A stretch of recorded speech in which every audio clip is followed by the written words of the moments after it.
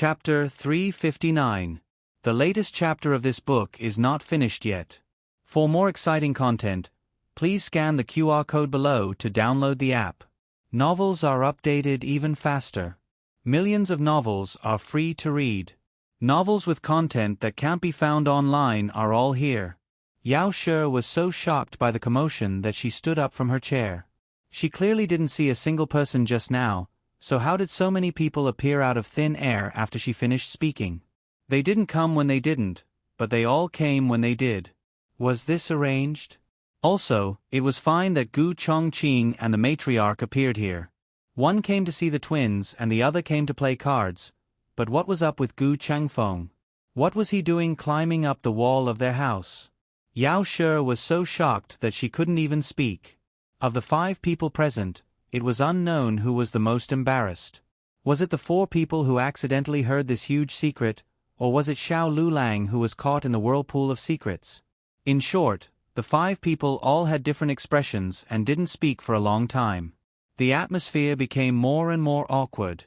In the end, it was Gu Chengfeng's nose that itched and he couldn't help but sneeze. Only then did the strange silence in the courtyard be broken. That Gu. Empress Dowager Zhuang wanted to call Gu Chongqing, but she couldn't remember his name. Her mind was filled with this guy who won money from her. So angry. Gu Chongqing came back to his senses and turned to bow to Empress Dowager Zhuang, who was dressed as an old lady. He didn't call the Empress Dowager. After all, she was traveling incognito. He was afraid that the walls would hear her identity. Empress Dowager Zhuang gave a look to the candied fruit jar on the ground. Gu Chongqing understood and endured the pain in his head. He picked up the candied fruit jar on the ground. Fortunately, it was made of iron and didn't break. Empress Dowager Zhuang hugged her beloved candied fruit jar and entered the courtyard with a complicated expression. How could it not be complicated? The little great-grandson she had been looking forward to for so long wasn't even a shadow. Was this the truth behind why she couldn't wait for her little great-grandson? Her mentality was collapsing. Her complicated and painful gaze fell on Xiao Liulong's body. Starting from his head, it slowly moved down until it reached an unspeakable place. It wasn't like they hadn't slept together before. Could it be they couldn't? Xiao Lulang felt his scalp go numb. What kind of look was that? However, not only did Empress Dowager Zhuang have this expression, even the old chancellor was synchronized and looked at Xiao Lulang sympathetically. As a man, this was a little embarrassing. I thought you had only injured one leg. Xiao Lulang felt terrible. He was still trying to figure out how the birthmark on Gu Jiao's face could be the mark of chastity. Now, he was being despised and sympathized with for no reason. Where was the logic? Yao Shi looked at everyone's speechless expressions and then looked at Xiao Lulang, who seemed to have swallowed Coptis. She thought to herself, do I need to explain the reason for the chastity mark? Hey, does anyone else want to hear it? Forget it. Let's talk about it. Yao Shi said, the midwife that helped me deliver the child did not know how to use the chastity sand, but she did not dare say that she did not know. She was worried that we would not give her that much money, so she went to ask the abbot of the temple, who knew that the abbot drank too much that night and accidentally put it on Jiao Jiao's face. It was also because of this birthmark that the servant misunderstood that Jiao Jiao was not the child that I gave birth to and that Jinyu who did not have a birthmark was. Although this matter had passed for a long time, every time it was mentioned, Yao Shi could not help but feel heartache and regret. She did not know whose fault she should blame. Should she not have given birth halfway, or should she not have gone to find that midwife in the countryside? Yao Shi was immersed in her sad emotions. The other people in the courtyard were not on the same channel as her. There were only 6 words in everyone's mind. Chastity sand did not consummate the marriage. Gu Changfeng put his arm around Xiao Liulong's shoulder. Brother, tell me honestly, do you have any hidden troubles? Xiao Liulong's face darkened. Gu Jiao went to see a patient and was busy until late at night. When she stepped into the courtyard, she saw the elders of the family sitting neatly in the central room. Her great-aunt and son-in-law were also there. The last time the 2 of them sat together was when the emperor came to buy Shui Lane to recuperate. However, They sat separately and did not speak. Ever since her great-aunt recovered her memories, this was the first time Gu Jiao saw the two of them so amiable. Gu Chongqing and Gu Chengfeng also came. "What did you come here for?" Gu Jiao asked Gu Chengfeng. Gu Chongqing's lips curled up imperceptibly. It seemed that in his sister's heart, this second brother who had drunk wine with her, ridden horses with her, and played water with her, did not have much weight. He could not come to buy Shui Lane as he pleased. Gu Chengfeng snorted and said unhappily, "You think I wanted to come?" Cheng Lin ran out of hair growth ointment. Gu Jiao made an "oh" sound. Recently, she had been so busy that she had forgotten about Gu Qinglin's little bald spot. "Wait a moment." Gu Jiao went to the east room to put down the small basket and took out the medicine box. She opened the box and saw that there was indeed a box of hair growth ointment inside. The medicine box could not only determine the medicine needed by the patient, but also remember the patient's course of illness and the dosage. It was very useful, but it would be even better if there were no more strange things. Gu Jiao took out the hair growth ointment and handed it to Gu Chengfeng. "Here, 100 taels." Gu Chengfeng immediately exploded. "You charge me 100 taels for such a small box of ointment? That's too much." Gu Jiao's expression did not change. "It's the price of family affection. The price of family affection specially set for you. If someone else came, it would be 1 tael." Gu Chengfeng reluctantly took out the banknotes. Gu Jiao happily accepted it. Everyone stared at her without blinking. Gu Jiao felt that the atmosphere was strange from the moment she entered the courtyard, and now it was getting stranger and stranger. "Did something happen? Why are you all looking at me like this?" she asked. Madam. Yu came over with a bowl of tonic soup on a tray. "The soup you wanted is ready." Yu put the tonic soup on the table. The bowl was black and looked like it was made by Xiao Lulang. Empress Dowager Zhuang pushed the bowl of soup in front of Gu Jiao. "Drink it, it was specially made for you. You've worked hard recently and you've lost weight. You need to take care of your body." She said these words without blushing. Everyone secretly gave Empress Dowager Zhuang a thumbs up. "You're still the best." Oh. Although it did not look good, Gu Jiao was not picky. Since it was specially prepared for her by her family, she could not waste it. Gu Jiao held the bowl of soup, took a deep breath, and gulped it down. Wretch. It was disgusting. Gu Jiao almost vomited. Everyone looked at Empress Dowager Zhuang. Was there really no problem with the soup? Empress Dowager Zhuang snorted. How could there be a problem? It was a professional nourishment for 30 years. The previous emperor's concubines all drank this tonic soup, so their bodies were better than the other. Gu Jiao felt nauseous. She covered her chest and took a deep breath. She inadvertently glanced around and found that the table was uniformly looking at her. She blinked and shook her little head. "Oh, I'm not pregnant, am I?" In the study, Xiao Lulang, who heard this sentence, spat out a mouthful of tea. Everyone's expression twitched. "How did you manage to lie through your teeth like that? Why are you looking at me like that?" Gu Jiao asked. "Have you consummated your marriage?" Gu Chengfeng asked straightforwardly. Gu Chongqing kicked him under the table. Gu Jiao did not know that there was nothing left of her. She stuck out her small chest and said righteously, "Why haven't I consummated my marriage? Of course I have. Is it written on my face that I'm a virgin?" Everyone looked at her chastity mark. Yes. Gu Jiao. Xiao Lulang couldn't bear to listen any further. He wished he could bury himself with books. What kind of brother and sister were they? One dared to ask and the other dared to answer. Were they not ashamed? Jiao Jiao, are you there? Xiaobao has a stomachache. Can you go and take a look at him? Master Zhao's anxious voice came from the door, interrupting the conversation. Gu Jiao went next door to see Xiaobao.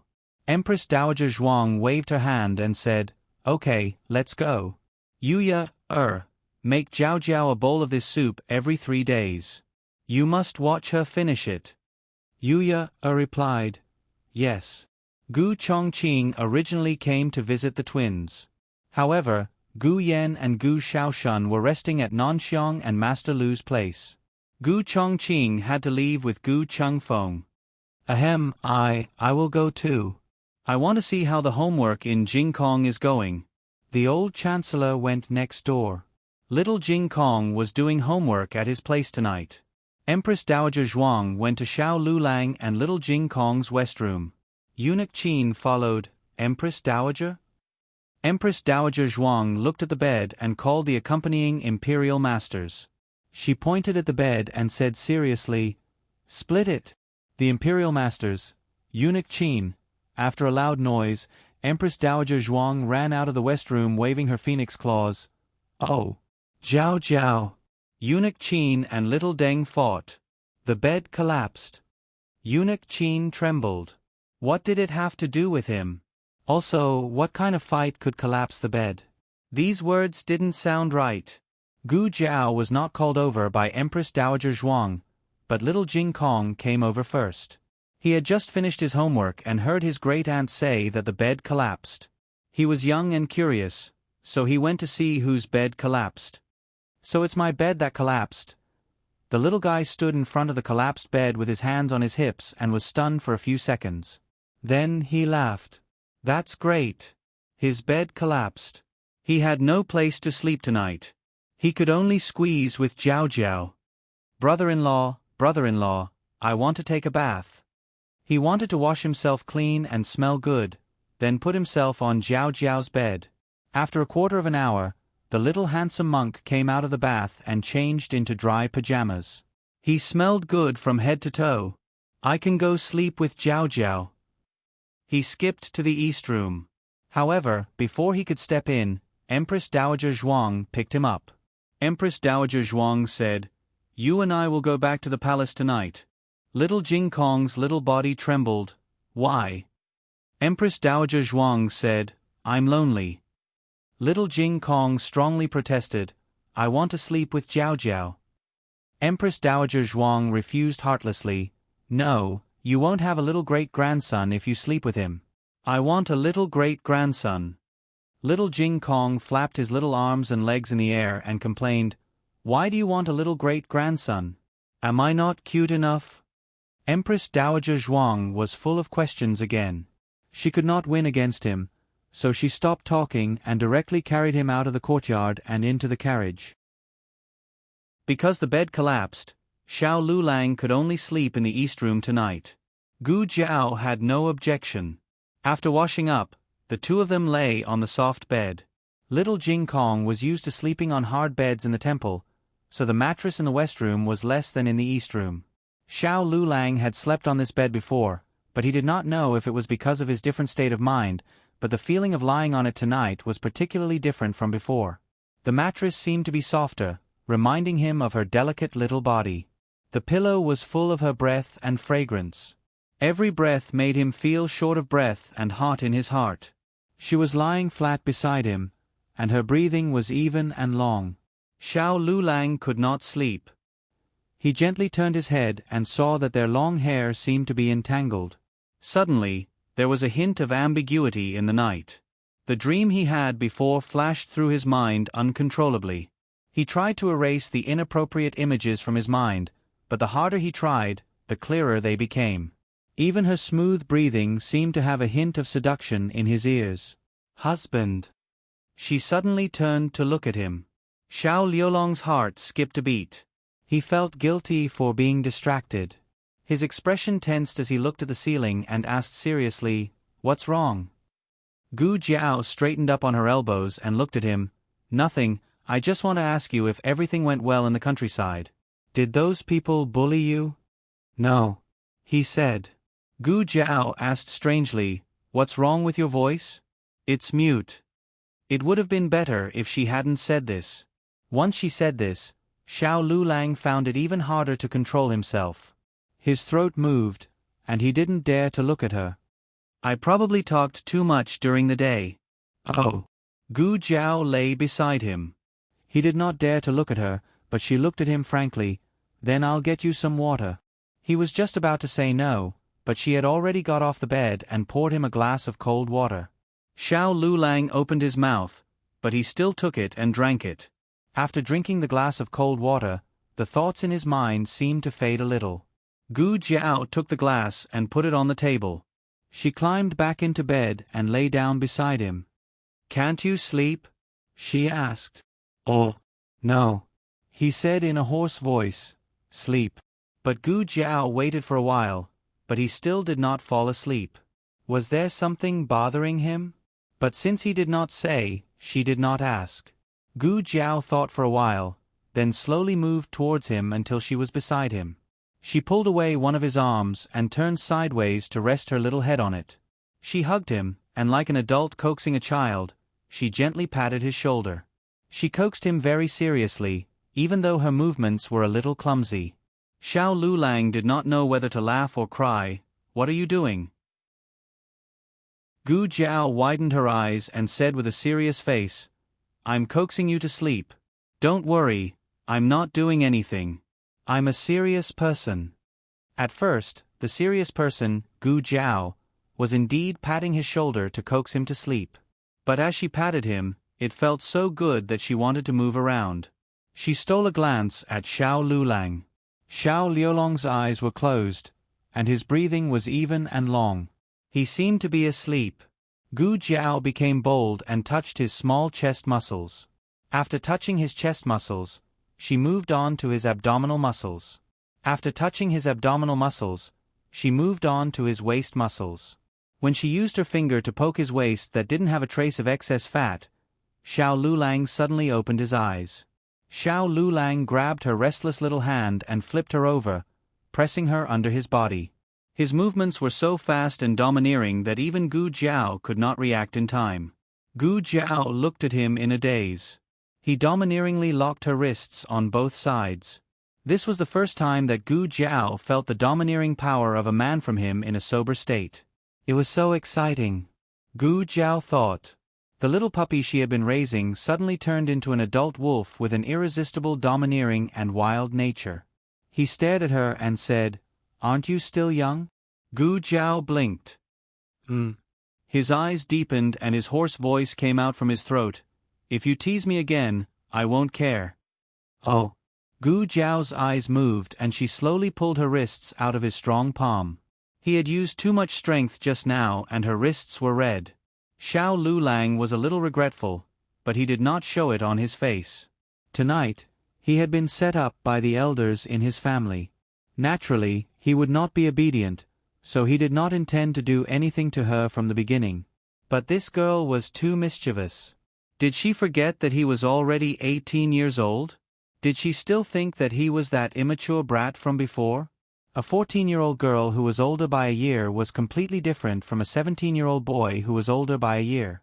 He had grown up and was a real man. Did she know that in his countless dreams, there was no longer a sky full of fire, but the boundless moonlight, the sleepless lights, and endless intertwining and possession? He could not lie on the same bed with her like a year ago and not let his imagination run wild. Gu Jiao rubbed her red wrists and did not speak for a long time. Xiao Lulang thought that she had been scared by him and should know to restrain herself. Unexpectedly, in the next second, she stretched out her arms and lay flat. Xiao Lulang, the latest chapter of this book is not finished yet. For more exciting content, please scan the QR code below to download the app. Novels are updated faster and more complete. Millions of novels are free to read. Novels with connotations that you can't find online are all available here. https://www.zhbqg.com/89642_826/111322818. HTML Genius remembered the website address in 1 second. www.zhbqg.com Biku Gu mobile reading website, zhbqg.com. Chapter 360. The latest chapter of this book is not finished yet. For more exciting content, Please scan the QR code below to download the app. Novels are updated even faster. Millions of novels are free to read. There are novels with connotations that can't be found online here. The next day, before the sun rose, everyone in the family got up early. In the past, Gu Jiao was the first to get up, but today, when she walked out of the room, she found that Madame Yao, the old chancellor, Nurse Fong, and Yu Yue were all gathered in the central room. Not only that, Eunuch Qin also came. What was going on? Good morning. Gu Jiao greeted them. Everyone looked at the birthmark on her face and sighed. Gu Jiao, why do you all look a bit disappointed? Is my status in the family already so low? You don't want to see me anymore? Everyone exchanged knowing looks. Thus, after Gu Jiao drank a bowl of tonic soup, Xiao Lulang also had a bowl of tonic soup in front of him during breakfast. Eunuch Qin specially emphasized, "It's venison soup. It's very good for men." Xiao Lulang. Xiao Liulong's anger was stuck in his throat and couldn't go up or down. Last night, when a certain someone was lying down, he really thought that she was ready to tease him to the end. He hesitated out of conscience, and then he heard a certain someone's small snoring sound. He was stunned on the spot, okay? He was the one who was teased, and the one who couldn't eat was also him. In the end, he was the one who was misunderstood. Where could he go to reason? Xiao Lulang drank the venison soup with a dark face. Eunuch Qin returned to the palace with a smile. The officials of the Ministry of Revenue and the Hanlin Academy finally arrived in the capital after a long journey of a day and night. The Minister of Revenue didn't dare to delay and reported to the Emperor with his 2 legs that were about to break. He didn't make any mistakes about Xiao Lulang, nor did he deliberately erase Xiao Liulong's contributions. First, there were Hanlin officials who accompanied him to record this trip, and second, Marquis Xianping was standing in the throne room. That's right, this fellow who never attended morning court sessions and only knew how to sleep in had made an unprecedented appearance today. The Minister of Revenue didn't have a bad impression of Xiao Lulang. However, he received orders from Grand Tutor Zhuang to give the credit to Royal Prince and as much as possible. As for Xiao Lulang, he didn't do anything, so there was no need to mention him. However, when the Minister of Revenue thought of how he had almost broken his leg, he had no doubt that if he dared to say anything about Xiao Lulang, the Marquis of Xianping would remove his leg in front of the Emperor. The Minister of Revenue reported truthfully. Xiao Lulang and Royal Prince An's performance was remarkable. They both made contributions. Although the Minister of Revenue intended to give Royal Prince An more opportunities to make contributions, Xiao Lulang had done too many things in the countryside. The Emperor thought it was good. Both of them were pillars of the Zhao kingdom. Among the 3 tripod rankings, the Zhuangyuan and Zhuangyuan had already begun to show their talents in the 6 ministries. Only the Tanhua Lang was still unknown. However, this couldn't be rushed. After all, Xiao Lulang and Royal Prince An both had backings. They didn't have to worry about being suppressed. Ning Ziyuan's background wasn't as good. He still needed to sharpen his skills in the Imperial Hanlin Academy. The Emperor gave Xiao Lulang and Royal Prince An each a piece of calligraphy and had Eunuch Wei deliver it to the Imperial Hanlin Academy. After court, the Emperor returned to Pure Flower's palace. "Your Majesty." A young nun walked over with a box of food. She bowed to him and said, "Imperial Concubine Dowager personally made some pastries and had this humble nun deliver them to your Majesty. By the way, Imperial Concubine Dowager also had this humble nun ask if your Majesty has been well. Imperial Concubine Dowager hasn't seen your Majesty for a few days and is very worried about you." The Emperor paused slightly. That's right. He hadn't visited Imperial Concubine Dowager for a few days. This would have been impossible in the past. As long as Imperial Concubine Dowager was in the palace, he would pay his respects every day. Could it be that he was still angry at Imperial Concubine Dowager for hiding her relationship with Gu Chao? Even though Imperial Concubine Dowager had chosen him in the end, did he still have a knot in his heart? "Your Majesty, if there's nothing else, this humble nun will take her leave." The young nun handed the pastries to Eunuch Wei before turning to leave. The Emperor glanced at the box of food in Eunuch Wei's hands. Eunuch Wei understood and opened the box. Your Majesty, these are date paste pastries. These were his favorite pastries. In order to personally make them for him, Imperial concubine Jing had learned from the Imperial chef. He remembered the days after Empress Dowager Zhuang was banished to the cold palace. He, Imperial concubine Jing, and Ning and were ostracized. They didn't even have a decent hot dish for his birthday. Thus, his Imperial concubine Dowager Zhuang personally went to the tree to pick dates and made a date paste pastry with crisp dates. It didn't taste too good, but it was the best taste he could remember at the time. The emperor picked up a piece of date paste pastry and tasted it. It was also made with crisp dates. Memories flooded his mind, and he let out a long sigh. Go to the nunnery and tell Imperial concubine Dowager that I'll accompany her for dinner tonight. Yes, Eunuch Wei replied. The second master had recently recruited another doctor. To be precise, he had poached a doctor from Rejuvenation Hall. He had once been kicked out of Rejuvenation Hall, and everyone was waiting to see him make a fool of himself. However, he had led Miracle Hand Hall to rise in the capital. Miracle Hand Hall's business grew bigger and bigger, and countless doctors wanted to seek refuge under him. After careful selection, he had chosen a doctor with the surname Miao. His medical skills were good, but his character was excellent. The second master had to poach Dr. Miao for a long time before he was finally persuaded. After Dr. Miao came, he took on a lot of work, so Gu Jiao wasn't as busy. Gu Jiao went to find the old beggar to play chess, but unexpectedly, the old beggar wasn't there. Gu Jiao waited for a while, but didn't see him. She put on her mask and changed her route to the martial arts center. Little brother Gu. A middle-aged man with a big belly and a ruddy face called out to her. Gu Jiao looked at him and used her eyes to ask, "What's the matter?" Her attitude wasn't warm, and could even be called cold. However, the other party didn't mind. Anyone who had seen Gu Jiao compete knew how fiery her temper was. She was already giving him face by being willing to communicate with him. The middle-aged man smiled and said, "Little brother, I've seen every one of your matches. You're very bold, and your fighting style is very arrogant. You've also improved a lot. Forgive me for being blunt, but this kind of small martial arts center is no longer suitable for your strength. Are you interested in trying out other places?" So he was here to poach her. Gu Jiao looked at him and took out a small notebook to write, "Is there a decent expert at the place you're talking about?" Listen, listen, listen, what kind of arrogant tone was this? However, he liked it very much. This young man indeed had the qualifications to be arrogant.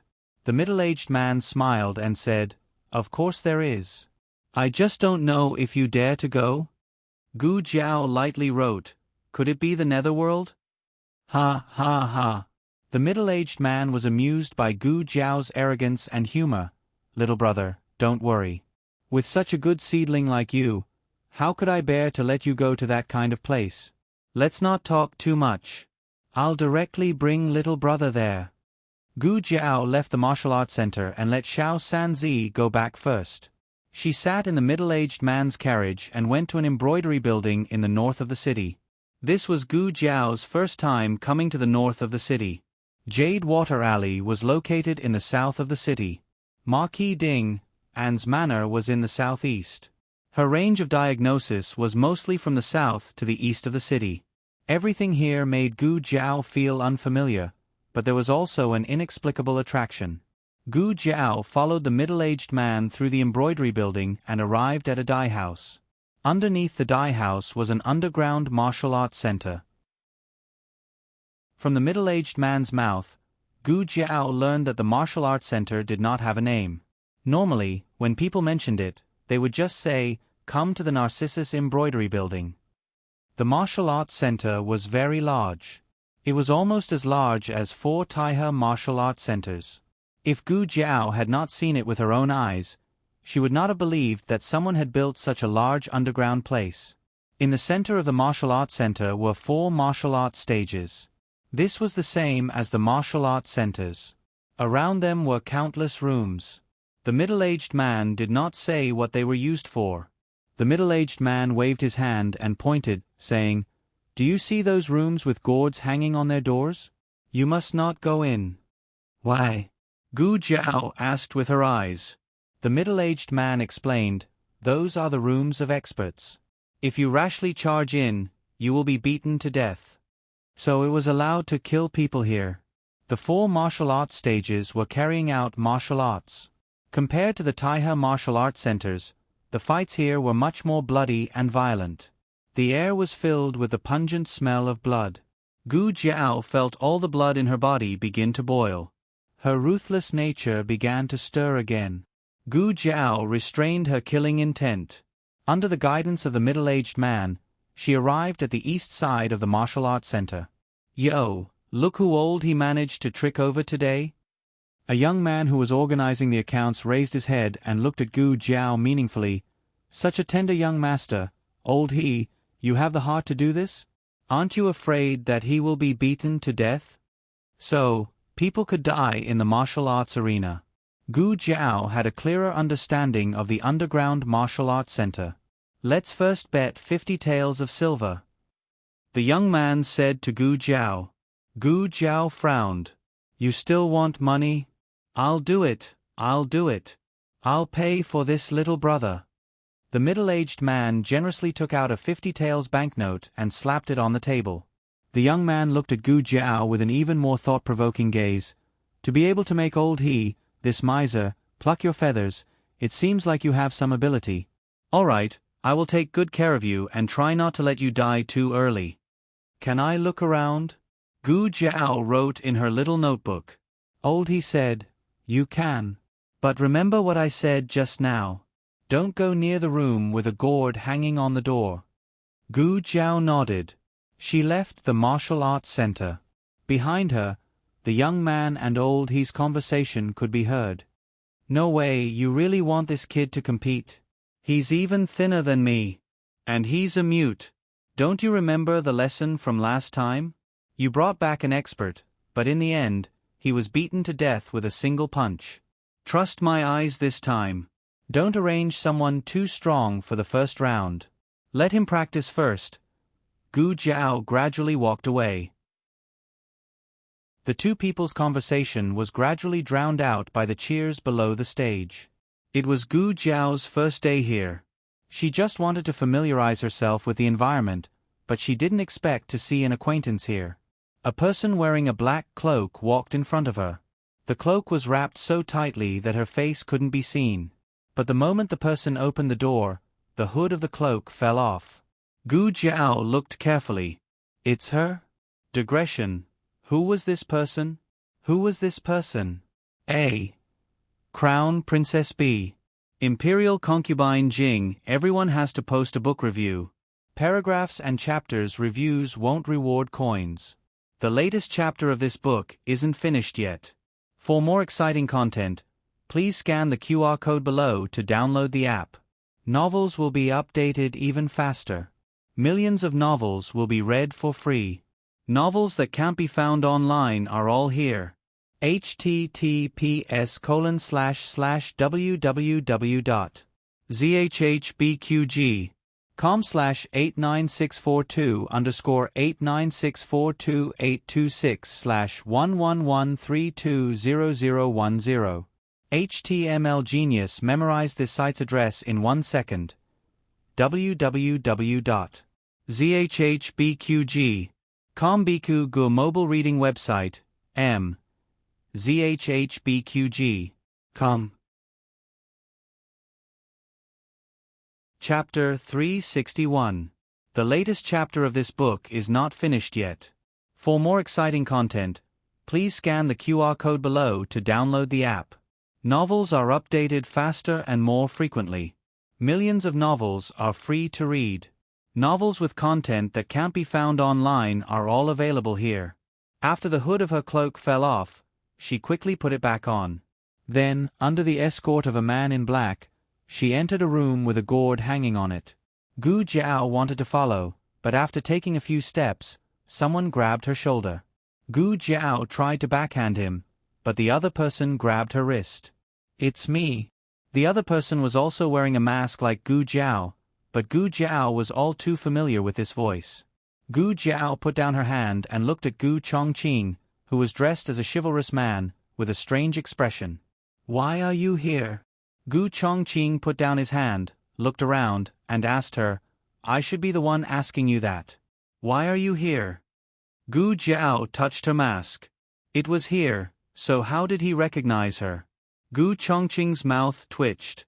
He had already recognized her when she tricked him into calling her father, okay? Other than her, no one else in this world had such a bad taste. "You still haven't told me why you're here." Gu Chongqing looked at her seriously. She shouldn't have come to this kind of place. Even if she had some skills, it was still too dangerous. Gu Jiao paused and said, "If I said I was passing by and wanted to borrow the toilet, would you believe me?"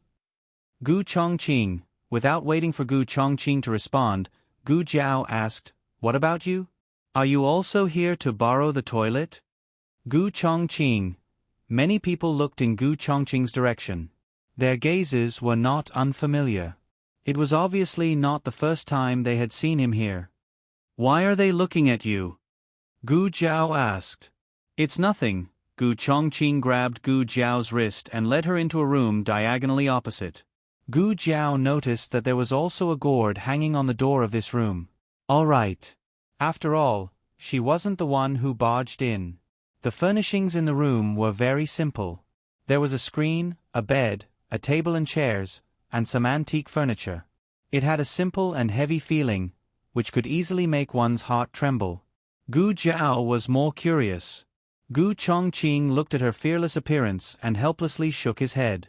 Those who knew would say that she had come to the most dangerous place in Zhao country. Those who didn't know would think that she was strolling through a vegetable garden. "Have a seat," Gu Chongqing said as he sat down on the chair beside the table. Gu Jiao sat down opposite him. She stopped looking around and looked at him. "Are you really here to borrow the toilet?" Gu Chongqing's action of pouring tea paused. The corner of his mouth twitched as he said, "I'm here to find someone." Gu Jiao said, "Oh, what a coincidence. Me too." Gu Chongqing looked at her with an indescribable expression.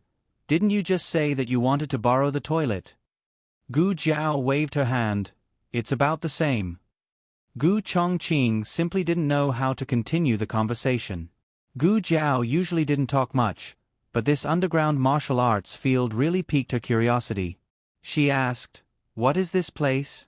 Is it just an ordinary martial arts field?" Ordinary. She was probably the only one who would think so. However, anyone who truly understood the situation would at least be somewhat fearful if they did not say that they would be terror-stricken upon hearing this. Gu Chongqing put the tea he had poured in her hand and said, "It's mainly a martial arts competition, but it also does some other business. Many people will choose to come here to trade. First, it's confidential. Second, it's safe. The martial arts field takes 20% of the profits." Gu Jiao said, 20%? That's not a small amount. If they traded 10,000 taels of silver, they would have to pay the martial arts field 2,000 taels of silver. So the martial arts field earned this much? But, what did that person come here for? Did they come to watch the martial arts competition or to find someone to trade? While she was thinking, waves of excited roars and shouts came from outside. "Kill! Kill! Kill!" The underground martial arts field had a total of 4 rings: east, west, south, and north. At this time, there were experts fighting in all 4 rings. However, the one with the most spectators, the one with the fiercest bets, and the one with the most enthusiastic cheers was the east ring.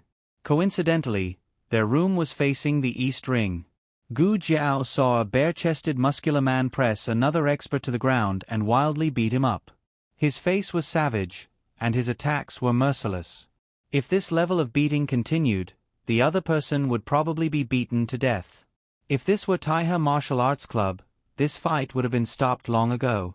As if sensing Gu Jiao's confusion, Gu Chongqing explained, "The experts here have all signed a life and death agreement. They are responsible for their own deaths." This made Gu Jiao think of the underground martial arts field in her previous life. Just like the underground martial arts field, that place was filled with blood and violence. No one cared about the life and death of the fighters. They even hoped to see someone beaten to death. Gu Jiao had once been one of the fighters. She was the youngest and the weakest. She had been sent to the martial arts field by her godfather along with her companion. Half a year later, Gu Jiao had come out, but her companion had stayed behind forever. Gu Jiao looked at the savage and violent scene in the ring without the slightest ripple in her eyes. That's a person's clothes. It's so strange. Gu Jiao's gaze moved away from the east ring and fell on the south ring. Gu Chongqing took a look and said, "That's a Turk." Gu Jiao was surprised. There are Turks here? The Turks were a large race outside of the Six Kingdoms. Even though they claimed to be a country, they had never received the recognition of the Six Kingdoms. In the eyes of the Six Kingdoms, the Turks were even inferior to the three inferior kingdoms. However, the Turks were exceptionally brave, and they had produced many experts. The Turk expert on the ring knocked out his opponent and stomped his opponent's face into the ground. He raised his arms in a provocative and boastful manner, causing the audience to scream. Gu Jiao's gaze fell on the expert he was stomping on. Is the person he defeated also a Turk? His clothes are strange too. Gu Chongqing's eyes narrowed. He clearly didn't approve of the Turk expert's actions. No, that's a saber man from the Zhao Kingdom. A Turk expert, a saber man from the Zhao Kingdom. This underground martial arts arena was beyond her expectations. Who were you following just now? Gu Chongqing returned to the topic at hand. Who was it that said that all generals were brainless? In Gu Jiao's eyes, Gu Chongqing's scheming was no less than Gu Yan's. He hadn't chased after her to ask, and had instead sold her information for a long time. Only after she let down her guard did he suddenly ask. Forget it, there was nothing she couldn't say. Gu Jiao said, I think I saw old concubine Jing just now. Old concubine Jing? Gu Chongqing's eyes flashed with surprise. Why would she be here? Isn't she in the palace? Are you sure you didn't see wrong? I'm sure, Gu Jiao said. She would recognize that bad woman even if she turned into ashes. Gu Jiao continued, she was wearing a cloak and acting suspiciously. She must have snuck out of the palace. As Gu Jiao spoke, she waved her hand and pointed. She entered that room. Gu Chongqing took a look and frowned. What's wrong? Gu Jiao asked. All right, I forgot to ask you. What's the meaning of hanging a gourd on the door? Gu Chongqing said seriously, it means that no one is to provoke it in this arena. Gu Jiao made an "oh" sound and didn't take it to heart. She said, there's a gourd on your door too. How do I get it? Gu Chongqing looked coldly at Gu Jiao. You still want to do that? Be careful, or I'll tell Lulang. Gu Jiao. You win. Gu Chongqing looked at the room diagonally across. If I remember correctly, the current owner of that room seems to be an alchemist. Gu Jiao rubbed her chin. Alchemist? A doctor? Gu Chongqing thought for a bit. You could say that, but it doesn't seem accurate. Doctors heal the wounded, while alchemists only refine medicine. Gu Jiao said thoughtfully, so why is concubine Jing looking for an alchemist? Is she sick? Or is she trying to do something? Can we go stop her? Gu Chongqing rejected without thinking. Absolutely not. She has the Shadow Dragon guards by her side. Moreover, putting aside the Dragon Shadow Guards, the underground martial field also has its own experts. They will not allow anyone to break the rules of the transaction in the martial field. Gu Jiao hesitated, but didn't give up. Then, can we catch that alchemist? Gu Chongqing shook his head. That's an alchemist from the Yen Kingdom. He's surrounded by experts, so it won't be easy to catch him. How do you know? Gu Jiao asked. Gu Chongqing said, I bought medicine from him and met his subordinates. As for what medicine he had bought, Gu Chongqing didn't say. Concubine Jing didn't stay in the Yen Kingdom's pharmacist's room for too long. She came out while the two were talking. She was covered up tightly, and even the way she walked was different from how she used to be. If Gu Jiao hadn't told Gu Chongqing that this was concubine Jing, Gu Chongqing probably wouldn't have recognized her. The man in black next to her was probably the Dragon Shadow Guard. Gu Jiao and Gu Chongqing didn't think that they could be faster than the Dragon Shadow Guard, so they gave up on the idea of running to the palace to expose the fact that concubine Jing wasn't there. However, Gu Jiao still went to the palace. She had someone call Eunuch Wei to the imperial garden. "Miss Gu." Eunuch Wei was overjoyed to hear that Gu Jiao was looking for him. "Why are you here? Are you here to see His Majesty?" Ever since Miss Gu said that she would never return to Pure Flower's palace, His Majesty had been in low spirits for a long time. Gu Jiao shook her head. "No, I'm here to see Eunuch Wei." "See this servant?" Eunuch Wei was flattered. Pure Flower's palace didn't suspect concubine Jing at the moment, so Gu Jiao wasn't in a rush to say anything. "I want to ask about concubine Jing's recent condition. Didn't she encounter an assassination attempt last time? I heard that she was injured. Is she feeling better?" Eunuch Wei sighed. "She's still recuperating. The imperial physician said that Her Highness concubine is getting on in years. I'm afraid that she won't be able to recover from that shock for a long time." He. Who was that old demonic woman who was walking so fast on the martial field just now? Eunuch Wei was surprised. Why is Miss Gu suddenly concerned about Her Highness concubine? Gu Jiao's expression didn't change. "I know that she doesn't have a good relationship with Great Aunt, so I'm worried that people will suspect Great Aunt." Eunuch Wei smiled. "Don't worry, Miss Gu. His Majesty doesn't suspect the Empress Dowager this time." Gu Jiao naturally knew this. She nodded. "That's good. If concubine Jing's injuries are serious, I can take a look at her." Eunuch Wei was shocked again. "Miss Gu, didn't you say that you won't treat anyone from Pure Flower's palace?" Gu Jiao turned into a logical genius in a second.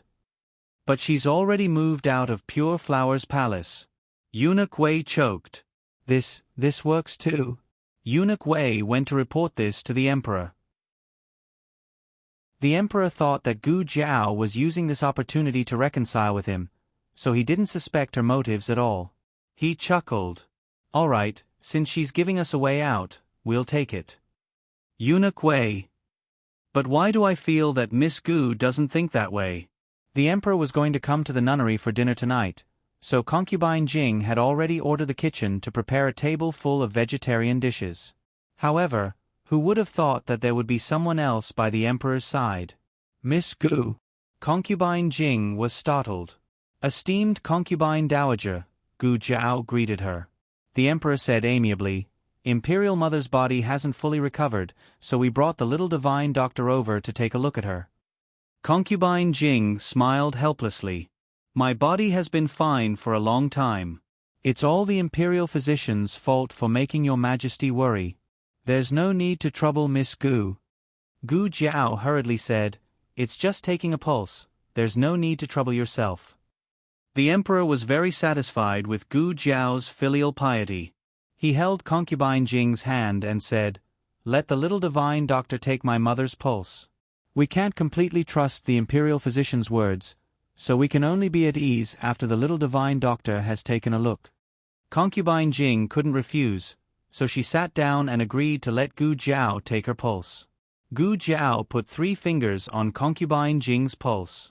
There were internal injuries. She didn't beat her up last time, after all. Gu Jiao asked doubtfully, "Did esteemed concubine dowager encounter another assassination attempt recently?" "Her veins are all broken." The emperor turned pale with fright. "My mother's veins are broken?" Gu Jiao said calmly, "It's just a few broken veins. It's not a serious injury, but she should have spat out blood." "Didn't anyone notice?" The emperor suddenly remembered the night the old marquis eloped with concubine Jing. He left in a huff, and a servant came to report that concubine Jing had spat out blood. Could it be that concubine Jing's veins were broken at that time? But he didn't hear anything about her being assassinated. Concubine Jing pinched her handkerchief and said, "It's just that I hurt my veins because I'm depressed." Gu Jiao raised an eyebrow. "Oh, then esteemed concubine, please don't damage your veins again. It's very harmful to your body. Concubine Jing's face paled. She glanced at the emperor and said, I didn't damage my veins. It's just anger attacking my heart. And sadness. The emperor didn't think it was possible either. Why would Concubine Jing do that? Was she trying to soften his heart by injuring herself? His concubine Jing was the purest and kindest person in the world. She didn't understand these schemes at all. The latest chapter isn't finished yet. For more exciting content, please scan the QR code below to download the app. Novels are updated at a faster rate. Millions of novels are free to read. Novels with a deeper meaning that can't be found online are all available here. https://www.zhbqg.com/89642/826/111297315. HTML Genius memorized this website's address in 1 second. www.zhbqg.com Biku Pavilion's mobile reading website.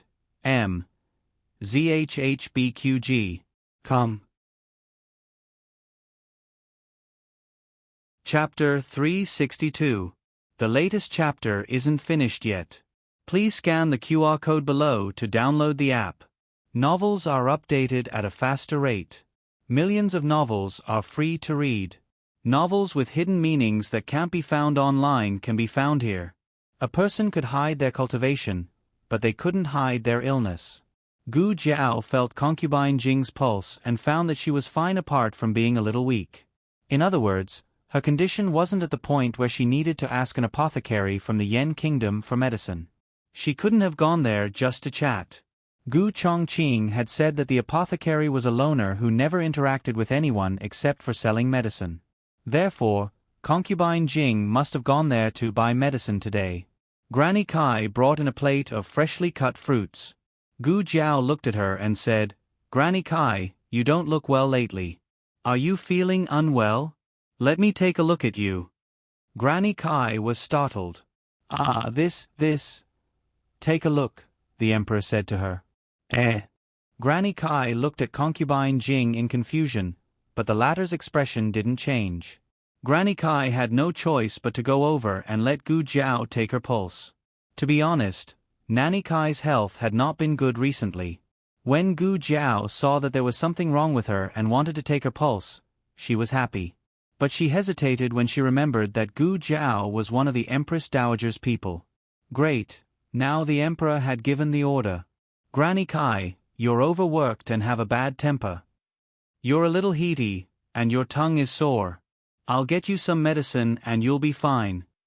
Gu Jiao turned around and opened the medicine box to take out some Bezor detoxification pills, but it didn't have any. You're picky about your patients? You've got a temper. A gust of cold wind blew past, and the medicine box fell silent. Gu Jiao closed the box and coughed lightly. I've run out of medicine.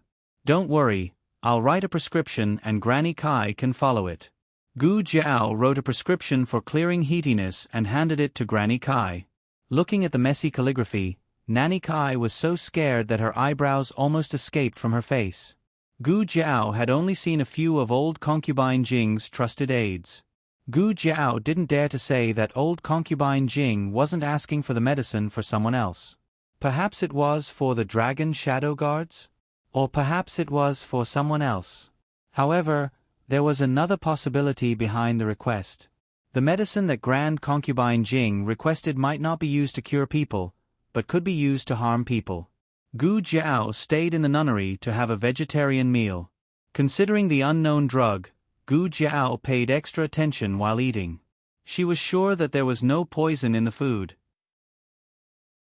After the meal, Gu Jiao didn't seem to have any intention of leaving, so the emperor couldn't just leave Gu Jiao to have a private conversation with Concubine Jing. After a few words of greeting, he left the nunnery with Gu Jiao. The emperor was very happy. The little divine doctor still had him in her heart. She even took his mother's pulse for him. He couldn't hide his smile as he looked at Gu Jiao. We have a new box of... Before he could finish his words, Gu Jiaoxiao walked away with a cold face. The emperor was speechless. Eunuch Wei said embarrassedly, "This servant will send Miss Gu off."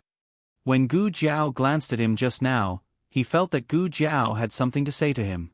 The emperor didn't object. Eunuch Wei quickly followed after Gu Jiao. "Miss Gu." Gu Jiao looked around vigilantly. After making sure that no one was watching them, she said, "You have to pay extra attention to the food in Pure Flower's palace. Don't eat anything sent in by anyone outside of Pure Flower's palace. Even if it's from a steamed imperial concubine, you can't eat it." "Why is that?" Eunuch Wei asked in confusion. "It's nothing," Gu Jiao said calmly. "It's just to guard against the possibility that an assassin might poison His Majesty." Eunuch Wei laughed dryly. "Do we have to guard against a steamed imperial concubine as well?" Gu Jiao said seriously, "She's the one we have to guard against." Eunuch Wei was stunned. Gu Jiao said calmly, "She's the person His Majesty trusts the most. If someone tampers with the food she sends over, don't you think it'll be hard to guard against it?" Eunuch Wei thought about how His Majesty had eaten the date paste pastry sent over by the little nun by esteemed imperial concubine Jing's side without another word. He broke out in cold sweat. Luckily, the date paste pastry wasn't poisonous. If it was, then wouldn't His Majesty? Eunuch Wei was scared out of his wits. He quickly promised, "This servant understands. This servant will be on guard and definitely won't let His Majesty eat anything outside of Pure Flower's palace." Gu Jiao didn't remind her grand-aunt. Esteemed imperial concubine Jing's hands couldn't reach into Rancho Palace at the moment. Gu Jiao continued, "You should keep this matter to yourself. Don't tell His Majesty about it to avoid enmity." "This servant understands." Eunuch Wei said, "This servant will arrange for a carriage to send Miss Gu back." "All right." Gu Jiao sat in the carriage heading back to Jadewater Alley while Eunuch Wei returned to Pure Flower's palace.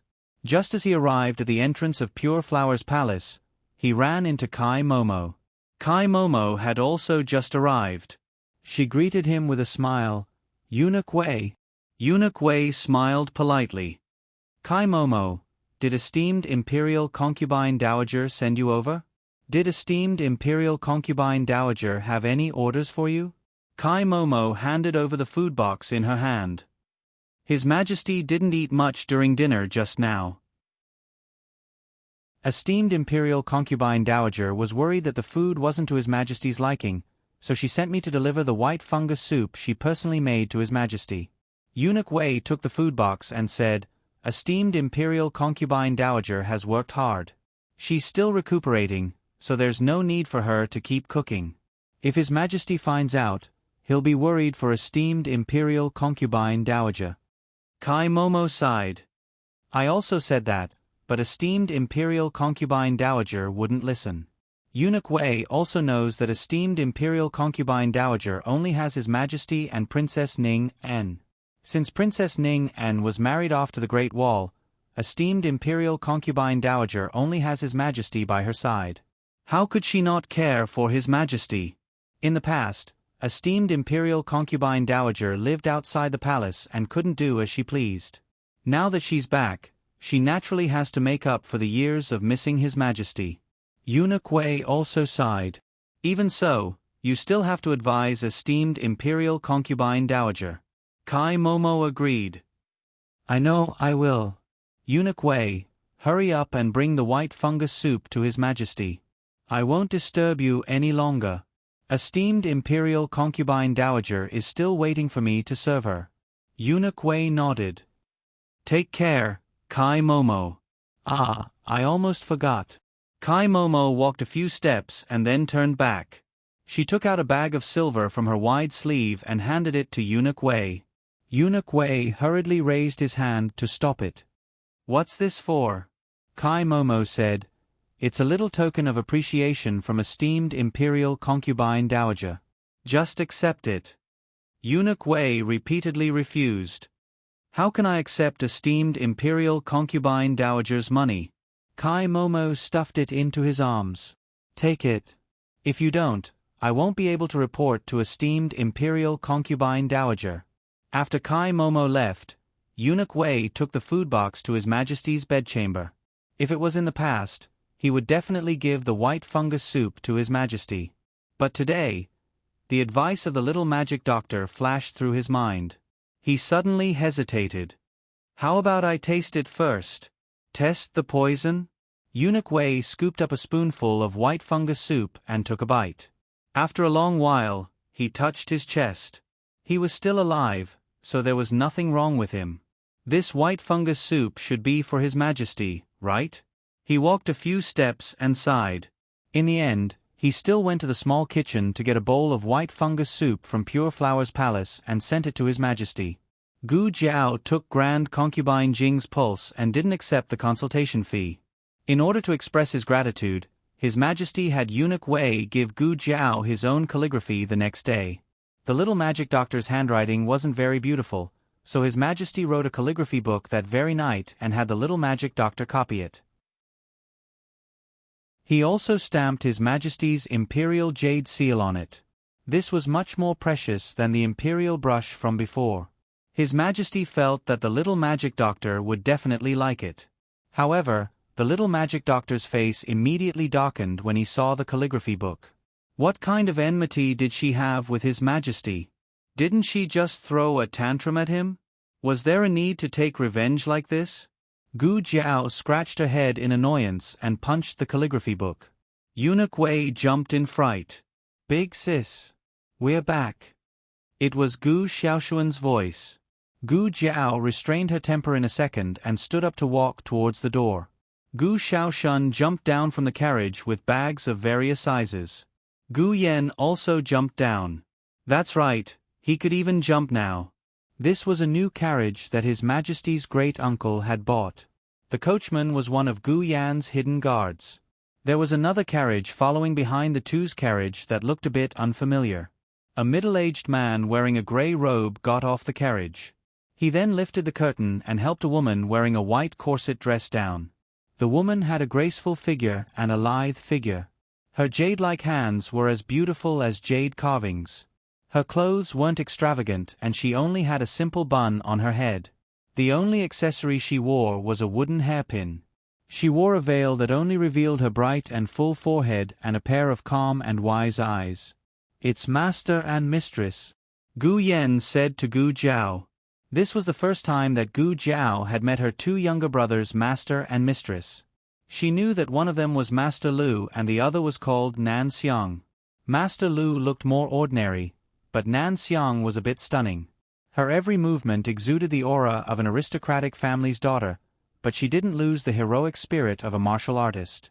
The two of them came in front of Gu Jiao. Nan Xiang smiled. You must be Xiaoshun and Yan's older sister? My name is Nan Xiang. She took Master Lu's hand. This is my husband. His surname is Lu. If you don't mind, you can call him Lu Dazhuang. Gu Jiao. The few of them entered the house. Gu Jiao introduced Master Lu, Nan Xiang and Eunuch Wei. Hello, Eunuch Wei. Nan Xiang smiled and greeted him. Eunuch Wei looked at Nan Xiang. For some reason, he felt that her eyes were a bit familiar, as if he had seen them somewhere before. Madame Yao and senior servant Fong went for a walk in the orchard and weren't at home. Little Jing Kong also went out to play. Xiao Lulang and the old chancellor were working overtime at the Hanlin Academy and the Imperial College. Gu Jiao invited them to the central room. The bags in Gu Xiaoshuan's hands were given by Master Lu and Nan Xiang. Gu Jiao had lived for 2 lifetimes and had only seen students give gifts to teachers. It was the first time that she saw a teacher give gifts to a student. Gu Xiaoshun sat next to Nan Xiang. Nan Xiang smiled at Gu Jiao and said, "To be honest, I came here this time to discuss something with Miss Gu." "What's the matter?" Gu Jiao asked. Nan Xiang touched Gu Xiaoshuan's head and said, "I like Xiaoshun so much that I want to take Xiaoshun as my adopted son. I don't know if Miss Gu will agree." "Miss Gu, don't misunderstand. It's not that I don't like Yen. It's just that Yen has parents by his side. It's inconvenient for me to take someone else's son. I've already understood Xiaoshuan's situation. His parents aren't in the capital. Her words were tactful. What did she mean by his parents weren't in the capital? Gu Xiaoshuan's parents didn't want Gu Xiaoshun at all. When Gu Jiao took away this useless burden and bought out his relationship with the Gu family for 20 taels of silver, needless to say, Gu Xiaoshuan's parents were very happy. Nan Xiang learned about these things from Gu Yan. She felt even more sorry for Gu Xiaoshun. Gu Jiao looked at Gu Xiaoshun. To be honest, she was very surprised. She didn't expect Nan Xiang to like Gu Xiaoshun so much. Let's put it this way. If the four of them stayed in the orphanage together, Gu Xiaoshun would definitely be the last one to be adopted. Xiaoshun, what do you think? Gu Jiao decided to listen to his opinion. I'll listen to elder sister, Gu Xiaoshun said. This guy was also not enlightened. Gu Jiao changed the way she asked, then do you like Nan Xiang and Master Lu? I like them, Gu Xiaoshun said without hesitation. Gu Jiao continued, then in the future, if they are old and can't support themselves, are you willing to take care of them? Gu Xiaoshun puffed out his chest. A teacher for a day is a father for life. Master and mistress are like my parents. Naturally, I have to take care of them. Gu Jiao had been his elder sister for so long. This was the most eloquent speech she had heard from him. Gu Jiao almost understood what he was thinking. In fact, it was not bad to have 2 more people to take care of Gu Xiaoshun. Gu Jiao was happy to hear this. She nodded, okay, listen to me. Then why don't you hurry up and pour tea for your adoptive father and mother? Gu Xiaoshun was startled. Gu Yan bumped his shoulder with his small shoulder. My elder sister agreed. This. She agreed just like that. Gu Xiaoshun was so surprised that he stuttered. In fact, he only found out today. He hadn't digested the news yet, and then he became someone else's son? No one was happier than Nan Xiang. She had been longing for Xiaoshun for a long time. Finally, she could take him back and make him her son. Eunuch Wei didn't expect to encounter such a joyous event when he came to buy Shui Alley to deliver things. He didn't know that Gu Xiaoshuan's background was so pitiful. He suddenly felt a little sorry for Gu Xiaoshun. Come, Xiaoshun, come here. He waved at Gu Xiaoshun. What? Gu Xiaoshun walked over. Eunuch Wei untied the pouch at his waist and took out a money pouch from it. He also took out a gold leaf from the money pouch. Here. Why are you giving this to me? Gu Xiaoshun didn't accept it. Eunuch Wei wanted to say, congratulations on being someone's son. But why did it sound wrong? He cleared his throat and said, auspicious, do you understand? If I ask you to accept it, then accept it. He didn't know what to say. I don't want it. Gu Xiaoshun was determined not to accept it. Eunuch Wei clicked his tongue.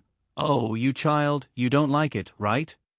Gu Xiaoshun stubbornly said, it's not that I don't like it, it's just that I can't accept it. My sister said that I can't casually take other people's things.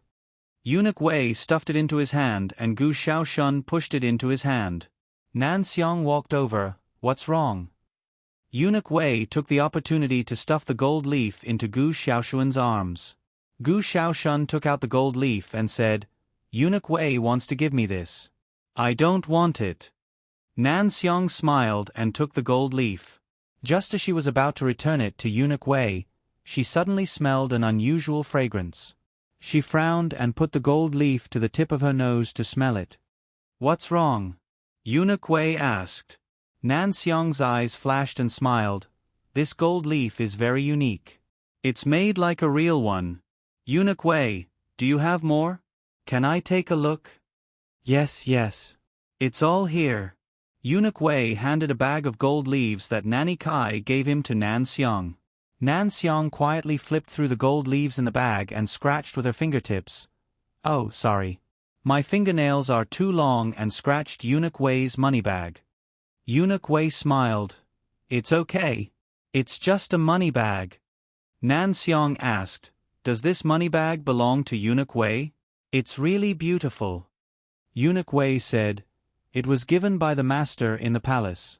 If Madame Lu likes it, I'll ask if there's more. Nan Xiang smiled and said, That's not necessary. I broke it. I'll compensate you with a new one. Eunuch Wei said, No need, no need. Nan Xiang insisted again and again, but Eunuch Wei still refused to accept it. It was just a broken money bag. In his eyes, it was not worth anything. Gu Jiao noticed that something was wrong and looked at Nan Xiang. Nan Xiang smiled, Miss Gu, do you have a needle and thread? I broke Eunuch Wei's money bag. I'll fix it for him. No need, there's really no need. Eunuch Wei said. Gu Jiao looked at Nan Xiang, Yes, please come with me. The two entered the east room. Gu Jiao closed the door. Did something happen? Nan Xiang took out the money bag and tore it with both hands. A pile of dried flour fragments fell out from the interlayer of the money bag. Gu Jiao picked up a piece of dried flour and sniffed it. It smells so good. What kind of flour is this? Nan Xiang said, This is not a flour.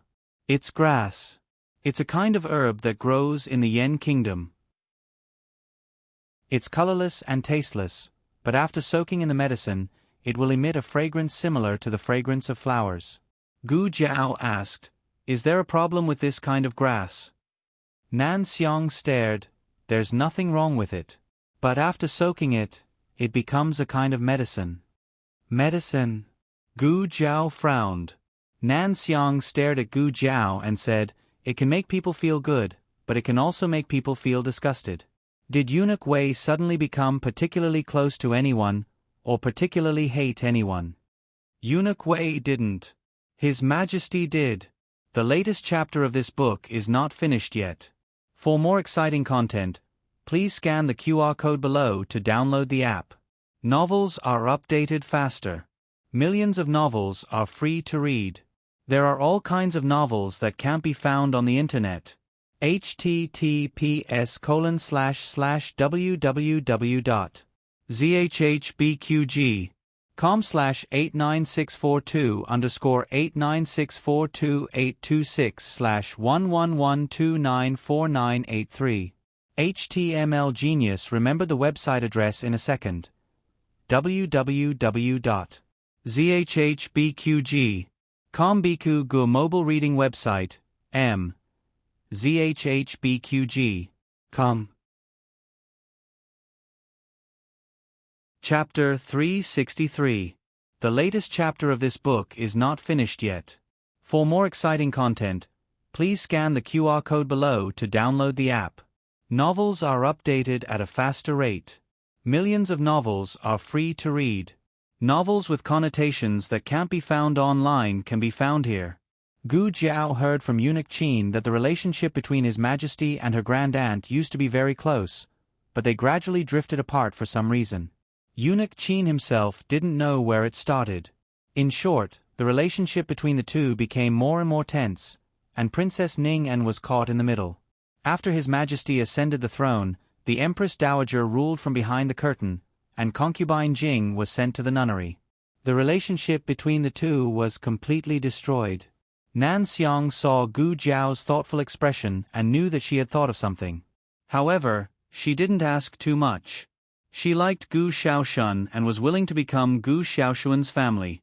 Naturally, she would treat Gu Jiao differently, but she wouldn't use her status as an elder to interfere with Gu Jiao's private matters.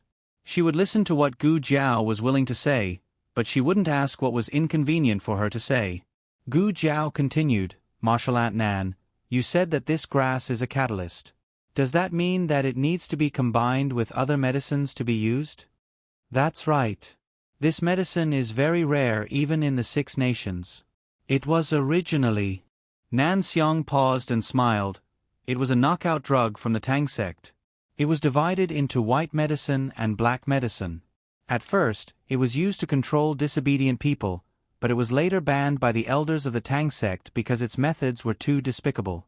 However, many people in the 6 nations coveted this prescription and stole it from the Tang sect. The Tang sect. Gu Jiao heard a new name. Nan Xiang continued, however, even with the prescription, it's not that easy to refine the medicine. As far as I know, there aren't any physicians or pharmacists in the lower nations who can make this prescription. Gu Jiao asked, Martial Aunt Nan, have you seen this prescription before? Nan Xiang sighed and shook her head. Unfortunately, I haven't. Gu Jiao nodded and asked, so, white medicine makes people like it, while black medicine makes people hate it? Nan Xiang replied, that's right. She had lived for 2 lifetimes, yet she didn't know that there was such a medicine in the world. Gu Jiao's interest was piqued. She continued to ask, how does this work? How can I guarantee that I won't get the wrong person? Nan Xiang smiled warmly. As long as it's fed by hand, there won't be any mistakes. Gu Jiao immediately understood. If this speculation was true, then concubine Jing had personally fed the emperor the white medicine, and her grand-aunt had personally fed the emperor the black medicine. There was no way his grand-aunt would set him up like that. His grand-aunt hadn't put up her guard against grand concubine Jing back then, so she must have been set up by the latter.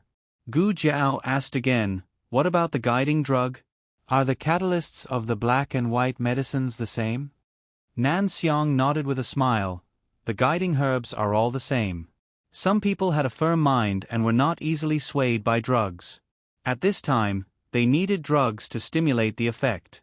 Of course, there was also another situation, which was that after a long time, the effects of the medicine would not be stable enough and would need to be guided in to deepen the effects. The guiding drug doesn't need to be consumed. It's enough to let people smell it from time to time. At this point in the conversation, it was easy to guess who had given the money pouch to Eunuch Wei. Gu Jiao picked up the pouch and smelled it. There was a strong sandalwood fragrance on it. It was undoubtedly sent from the nunnery. Gu Jiao weighed the pouch in her hand and said, Mistress Nan's nose is really sharp. The sandalwood fragrance is so strong, but you can still smell the guiding drug inside. Nan Xiang smiled.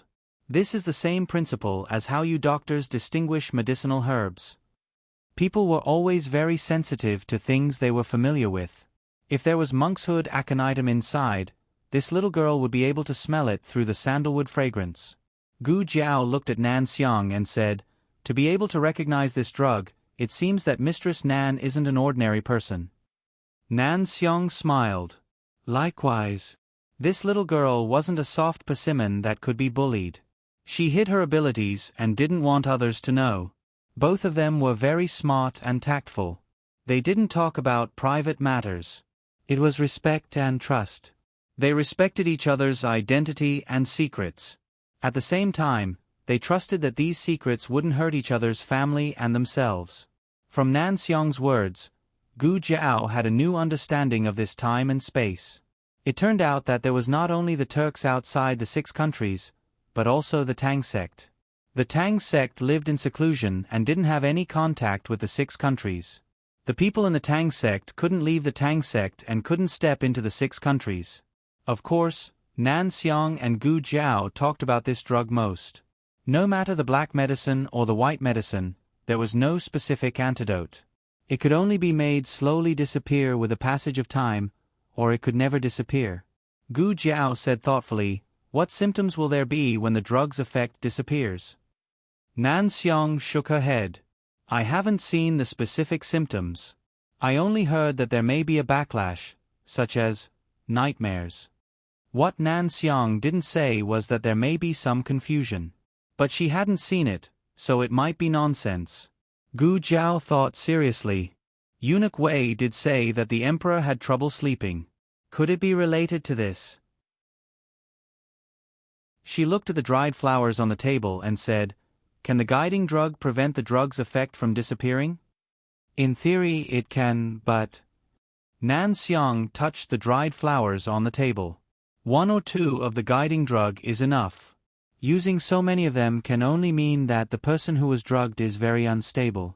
The guiding drug's effect can't be reversed. Unless the other party is going to drug that person again. Will it still be effective the next time? Gu Jiao asked. Nan Xiang thought seriously. It should be, but it's hard to say how much more. So concubine Jing did go to buy medicine yesterday. She planned to drug the emperor again, because no matter how effective the drug was, it wouldn't be worse than it was now. Concubine Jing led the emperor to the nunnery for dinner last night so that she could drug him. Unfortunately, Gu Jiao was there, so Concubine Jing didn't know where to start. But Concubine Jing wouldn't give up. Gu Jiao felt that she would find another chance to get close to the emperor. I have something to do, so I'll leave first. I'll visit another day. Nan Xiang got up and left after sitting for a while. Gu Jiao and Gu Shaoshan walked her and Master Lu to the door. Master Lu sighed when they got into the carriage. Aren't you afraid of exposing your identity by talking so much to that girl? Nan Xiang didn't care. What's there to be afraid of? We'll deal with whatever comes our way. She'll be our son's sister soon. We can't just stand by when she's in trouble. Master Lu held her hand and said earnestly, "It's not that I'm selfish, but you can't put yourself in trouble again. I don't want the thing that happened more than 10 years ago to happen again. The fight for the imperial family will be settled by the imperial family. Don't get involved in it." Nan Xiang touched her disfigured face through the veil and said with a smile, "I know." At night, the whole family came back except for little Jing Kong, who was taken to the imperial palace. They were all happy for Gu Shaoshan when they heard that he had recognized Master Lu and Nan Xiang as his adoptive parents. The old chancellor personally cooked a table full of delicious dishes to celebrate for Gu Shaoshan. Gu Shaoshan was embarrassed. He was still confused. How did he become the son of his master and his mistress? Gu Yen looked at the dishes in his bowl that were almost full and said seriously, "See, I wasn't wrong. His mistress has taken a fancy to you." Gu Shaoshan was speechless. "Is this what you mean by taking a fancy to me?" After the meal, Yuya took the bowls and chopsticks to the backyard. Everyone began to do their own things. Gu Yen went to help little Jing Kong walk the chicken. He should have done it before dinner, but who told him to procrastinate? He only went out when it was dark. Gu Shaoshan went to straighten his wood. Xiao Lulang returned to the study room. Gu Jiao was watering the vegetable garden in the front yard. Yao Shi walked over, "Jiao Jiao." And Gu Jiao looked at Yao Shi while watering. Yao Shi was holding a box in her hand. She looked nervous and perturbed. "Jiao Jiao, come here for a moment." "Okay." Gu Jiao put down the kettle and came to the stone table. Yao Shi had already sat down on a stone bench. Gu Jiao sat beside her. Yao Shi put the box on the table and gently pushed it in front of Gu Jiao. "What is this?" Gu Jiao asked strangely. Yao Shi looked expectant. "Open it and take a look." Gu Jiao raised her hand and opened the box. She found that it was filled with jewelry. They were exquisite and of high quality. "This is..." Gu Jiao did not understand Yao Shi's intention. Yao Shi calmed herself down. She gathered her courage and held Gu Jiao's hand. "This is for you." "Why?" Gu Jiao asked. Today was not a big day. Why did she give her so much jewelry? Yao Shi lowered her head and pinched the handkerchief. "I wanted to give it to you a long time ago. I was worried that you would not want it." These were not expensive jewelry. Although the quality was good, they were all given to her by her grandmother before she married. She did not know how many years had passed, but the style was old. She was not really living a poor life. It was just that the jewelry she bought outside was not as meaningful as the ones her grandmother gave her. But she did not know if her daughter would like the things she thought were meaningful. Moreover, other than making a few sets of clothes for her daughter every month, her daughter did not want money. Gu Jiao did not say a word. Yao Shi thought that she was going to refuse and quickly said, It's not worth much. It's all old jewelry." If this was not worth much, then what was worth much? Gu Jiao did not understand much about the styles of the ancient era, but she still recognized gold. A box of gold jewelry could be sold for a small residence in the capital. Gu Jiao made a sound. "It's very old." Yao Shi, It's not very old." What exactly was she saying? If it was too valuable, she was worried that she would not accept it. If it was too worthless, it would seem that the gift did not have enough weight. Yao Shi had never felt so conflicted before. Gu Jiao's lips curled into a smile. It's beautiful. I like it a lot. This was agreeing to accept it? Yao Shi's eyes lit up. Her heart that had been in suspense all night finally relaxed. She could not help but let out a sigh of relief. In reality, rather than saying that she was worried that her daughter would refuse her gift, she was more worried that her daughter would refuse her kindness. Gu Jiao returned to the East Room and took out the jewelry box one by one to admire. As a visitor from another world, she really liked these jewelry. They were all antiques. While she was admiring them, Xiao Lulang stopped in front of the door. Gu Jiao was keenly aware of the breathing outside the door. She turned her head to look at him. Her eyes sparkled. Husband. Xiao Liulong's habitual address, which didn't contain any lingering thoughts, nearly messed up his breathing. Xiao Lulang clutched his chest. His eyes swept over the jewelry on the table and he used his sleeve to cover his right hand. What did you take? Gu Jiao's sharp eyes noticed. It's nothing. Xiao Lulang said, I still have a book that I have not finished reading. As he said this, he turned and left. Gu Jiao put down the pearl hairpin in her hand and walked forward a few steps. She grabbed Xiao Liulong's sleeve. What did you take? Let me see. Xiao Lulang lightly said, I said it's nothing. Gu Jiao did not believe him. She reached out to grab his right hand that was hidden under his sleeve. Even if he wanted to hide, how could he be Gu Jiao's opponent? Gu Jiao quickly took the red string from his hand. This was a hand-woven red string with a few small pieces of jade. The color of the jade was not very good, but the craftsmanship of the red string was exquisite. Is this for me? Gu Jiao asked. Since she had it, there was no point in denying it. Xiao Lulang gave a vague unsound. This was personally woven by an old woman on his way home from the Hanlin Academy. The moment the bright red color came into his eyes, he almost immediately thought of her.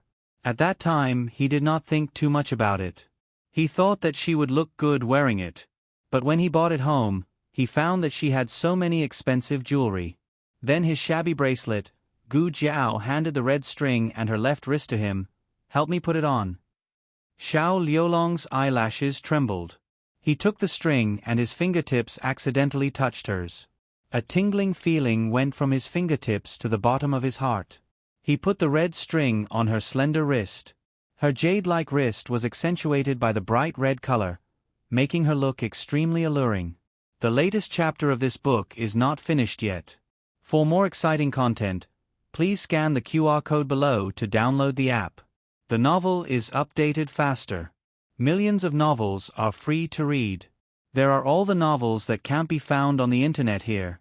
https://www.zhhbqg.com/89642_8964286/111269982. HTML Genius remembered this site's address in a second. www.zhhbqg.com Bikuj mobile reading website. zhhbqg.com.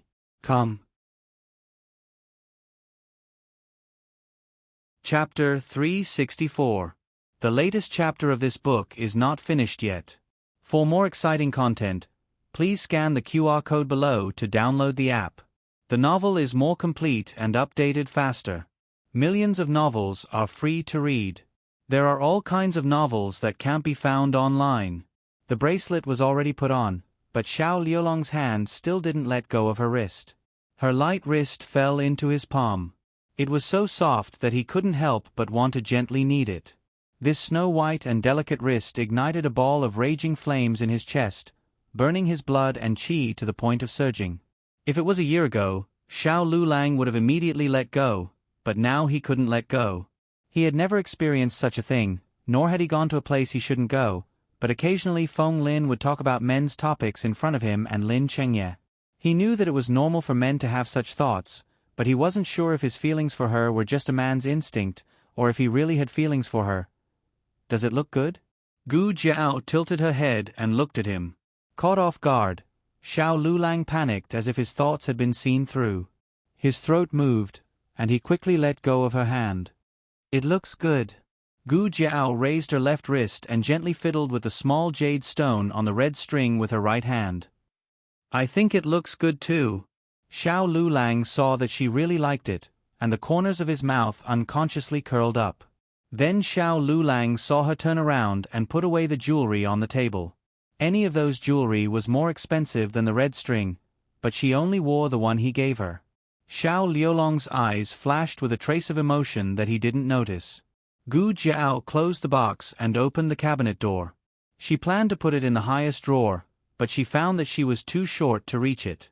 Xiao Lulang walked over and was about to help her put it up, but she jumped on the spot and put the box down. After putting it down, Gu Jiao saw Xiao Liulong's hand frozen in the air. She rolled her eyes and jumped up to sweep the box down. Oh, I didn't put it down properly. Xiao Lulang put the box down. He was tall and had long arms, so he put the box in a very deep place without much effort. What Xiao Lulang didn't know was that when Gu Jiao looked up and saw him do all this, she was shocked in her heart. She clearly remembered that when she first moved to Clearwater Alley, he couldn't reach this place, and he only had the air of a young boy. But at that moment, she had clearly felt the charm and aura of an adult man. Gu Jiao's, Gu Jiao's, S Jiao's, and Guz's. The bed in the west room hadn't been fixed yet, so Xiao Lulang was still sleeping in the east room tonight. Gu Jiao fell asleep with her head against the pillow as usual. Xiao Lulang didn't fall asleep so quickly. He lay beside Gu Jiao and calculated the ancestral ratio in his mind. Suddenly, a small arm came over and pressed on his chest, interrupting his thoughts. The weather was dry, so they had to be careful of candles. In order to avoid accidental fires, it was best for them to sleep far away. He gently put her little arm down, but the next second, her leg was on top of him again. Xiao Lulang took a deep breath and helplessly put her leg down gently. But not long after, her whole body was on top of him. Her body was on her side, and her little head was in his arms. Husband! She called out in a daze. Xiao Liulong's hand paused and he stopped pushing her away. He looked down at her and found that she was sleeping soundly. That husband just now was just her sleep talk. Xiao Lulang didn't know whether to laugh or cry, but she called out to him in her dreams. Didn't that mean that this girl also had some feelings for him? She didn't call out to Jing Kong in her dreams, did she? Jing Kong. Gu Jiao called out in a daze. Xiao Lulang. The moon was dark and the wind was strong. The entire imperial city was asleep. But in Pure Flower's palace, the emperor was tossing and turning, unable to sleep. Your Majesty. Eunuch Wei walked over with a lantern. You can't sleep again? Do you want this servant to call for an imperial physician? The emperor slept in Jadewater Alley for a night and then slept peacefully for the next few days. But tonight, he found it hard to sleep again. The emperor sat up and waved his hand. No need. The imperial physician's medicine won't be effective. Eunuch Wei said. Then, this servant will have the imperial kitchen make something for you to eat. We can't eat. The emperor got off the dragon bed. We will look at the memorials for a while. Eunuch Wei earnestly advised. Your Majesty, don't look at them. Even if you can't sleep, you should lie down. You're resting after all. The emperor sat down behind the desk. What's the point of lying down and not sleeping? Stop wasting time and bring the memorials. Yes. Eunuch Wei helplessly agreed. He personally went to the imperial study and brought back a stack of memorials. The emperor pinched his swollen eyebrows and began to read through one of the memorials. Eunuch Wei saw that the emperor's complexion wasn't good, so he still secretly had someone call for an imperial physician. Fortunately, he did, because just as the emperor finished reading the third memorial, he collapsed due to exhaustion. Your Majesty! Your Majesty! Your Majesty! Eunuch Wei's voice became more and more distant. The emperor closed his eyes and fainted. The emperor was awakened by the sound of wind chimes. When he opened his eyes, he felt a glaring ray of sunlight. He raised his hand to block it. After adjusting to the light, he realized that he wasn't lying on a bed in Pure Flower's palace. This is... He sat up. Someone come. Your Majesty. It wasn't Eunuch Wei who came, but Concubine Jing. Concubine Jing had changed out of her nun's clothes and was now wearing a gorgeous palace dress. Her hair had also grown long and was tied up in an exquisite bun. She wore a high hat and a wide belt. Your Majesty, you're awake. Concubine Jing sat down by the bed and looked at him with concern. Concubine Mother Jing. The Emperor looked at her in a daze. Where is this? Concubine Jing smiled gently. Your Majesty has been unconscious for so long. I'm afraid you're confused. This is Pure Flower's palace. How did Pure Flower's palace become like this? What happened? The Emperor looked at Concubine Jing in confusion. Concubine Jing waved her hand at a palace servant, who presented a bowl of medicine. Concubine Jing picked up the bowl and fed the Emperor a spoonful. Your Majesty, it's time to drink your medicine. The Emperor looked at the bowl of black medicine. Suddenly, something seemed to be wriggling in the bowl. A trace of extreme fear flashed through the Emperor's heart. What's wrong? Your Majesty, drink your medicine. Concubine Jing looked at him in confusion. The Emperor looked at Concubine Jing, then at the wriggling medicine in the bowl. He was so disgusted that his stomach churned. He knocked over the bowl and got out of bed. However, he didn't have much strength left. His legs gave out and he fell to the ground. Concubine Jing looked down at him from above. She grabbed his chin and poured the terrifying medicine down his throat. No. The Emperor shuddered and opened his eyes. He broke out in a cold sweat as he looked at the familiar canopy and then at the familiar bed. It was his bed. It was Pure Flower's palace. He sat up and wiped the cold sweat off his forehead. He actually had a nightmare again. But wasn't he reviewing memorials? Why was he lying on his bed? Your Majesty. Eunuch Wei lifted the bright yellow canopy and hung it on a hook. You fainted while reviewing memorials. You scared this servant to death. The Emperor rubbed his chest with lingering fear. Eunuch Wei looked at the Emperor with a complicated expression. Your Majesty, did you have a nightmare again? The Emperor said indifferently, I'm fine. What time is it? Shouldn't we be going to morning court? How was this fine? He was drenched in cold sweat.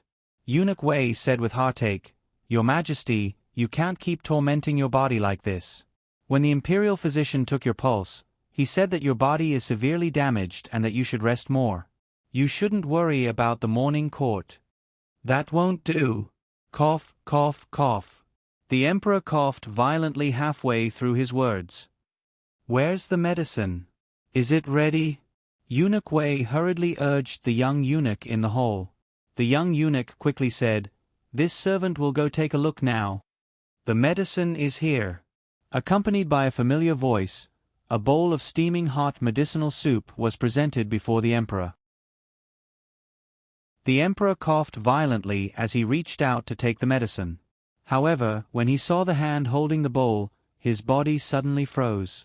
He followed the hand and looked at the person's face.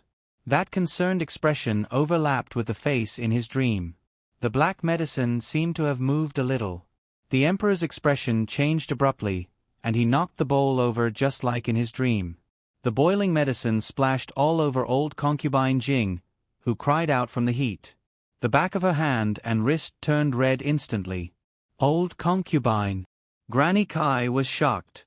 The Emperor jumped off the bed and retreated to a distance of at least 10 steps away from old Concubine Jing, as if he was avoiding the plague. Old Concubine Jing held the back of her hand and looked at the Emperor with hurt in her eyes.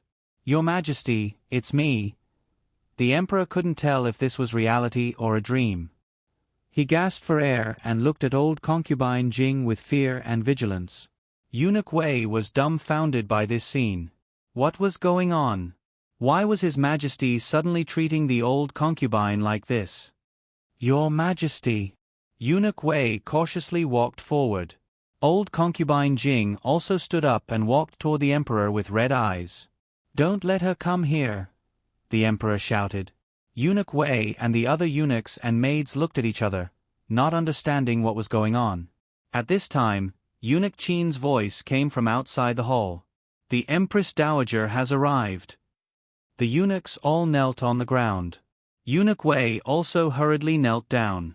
When Empress Dowager Zhuang, dressed in a phoenix robe, walked into Pure Flower's palace's bedchamber with an imposing aura, the emperor pounced over without even thinking. "Imperial Mother, save me!" He jumped into Empress Dowager Zhuang's arms in front of everyone. Empress Dowager Zhuang was almost knocked down by him. "What the hell are you doing at your age? Do you still think you're little Jing Kong? Don't you know how heavy you are?" Empress Dowager Zhuang raised her index finger and pushed the emperor's head away from her arms. However, the emperor hugged her tightly and wouldn't let go. "Imperial Mother! Imperial Mother!" Empress Dowager Zhuang rolled her eyes in disgust. Old concubine Jing clenched her fingers as she watched this scene. No one dared to pull the emperor away, and Empress Dowager Zhuang couldn't push him away herself. She was hugged by the emperor for a long time. Perhaps it was because Empress Dowager Zhuang had a calming aura, but the emperor's emotions gradually calmed down. The fear in his heart gradually dissipated, and he gradually regained his rationality. He finally realized what he had done. He let go of Empress Dowager Zhuang and abruptly retreated a few steps. He lost his balance and fell to the ground. Fortunately, Eunuch Wei's eyes were sharp and his hands were fast enough to support him. He awkwardly grabbed Eunuch Wei's hand and stood up. He was so embarrassed that he wanted to crawl into a hole. He actually hugged this vicious woman and called her Imperial Mother. Empress Dowager Zhuang looked at him with disdain. What kind of madness is the emperor having this morning? The emperor choked. As expected of a vicious woman. Even her words were so vicious. He must have been crazy to jump into this vicious woman's arms. It was so embarrassing. Old concubine Jing said sadly and worriedly, "His Majesty had a nightmare and was frightened. He didn't scare the Empress Dowager, right?" Eunuch Wei frowned. How did the imperial concubine know that His Majesty had a nightmare? Empress Dowager Zhuang rolled her eyes at the emperor. "I didn't scare her, but I felt disgusted." The emperor gritted his teeth in anger. "Your Majesty, are you all right?" Old concubine Jing looked at him uneasily. Now that the emperor had regained his rationality, he naturally wouldn't confuse reality with dreams. He looked at the reddened back of concubine Jing's hand and felt a pang of guilt. He walked over and said, "It's my fault for hurting Mother." Old concubine Jing shook her head. "It's just a small injury. It's nothing compared to His Majesty's body." She then looked at Granny Kai. "His Majesty's medicine has spilled. Go and pour a new bowl. Remember, don't make it too hot this time." "Yes." Granny Kai complied. Eunuch Wei thought for a bit. "This servant will do it." "All right." Old concubine Jing nodded. Eunuch Wei personally brought the medicine over. "I'll do it," old concubine Jing said. Eunuch Wei thought about how he was the one who brought the medicine here. It was brewed by Pure Flower's palace and didn't count as outside food, so it should be fine. Moreover, he was the one who personally handed it to the imperial concubine. No one would have the chance to do anything to it. Old concubine Jing helped the emperor onto the imperial bed and had him sit up against a pillow. Eunuch Wei handed the medicine over to old concubine Jing. Old concubine Jing calmly took the bowl and stirred it with a spoon. The emperor said, "We'll do it myself." "Let me do it." Old concubine Jing scooped up a spoonful with a smile and fed it to the emperor. The emperor didn't really want concubine Jing to feed him medicine, but he had embarrassed the old concubine in front of so many people. If he were to refuse now, everyone in the 6 palaces would think that he was tired of the old concubine. He sighed helplessly and opened his mouth to drink. Empress Dowager Zhuang suddenly said, "Wait. The latest chapter isn't finished yet. For more exciting content, please scan the QR code below to download the app. Novels are updated at a faster rate. Millions of novels are free to read. Novels with content that can't be found online are all available here. https://www.zhbqg.com/89642_8964282681118. HTML Genius memorized this website's address in 1 second. www.zhbqg.com Biku Pavilion's mobile reading website. zhbqg.com.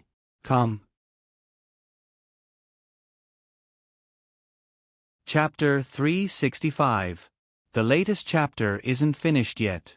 For more exciting content, please scan the QR code below to download the app. Novels are updated at a faster rate. Millions of novels are free to read.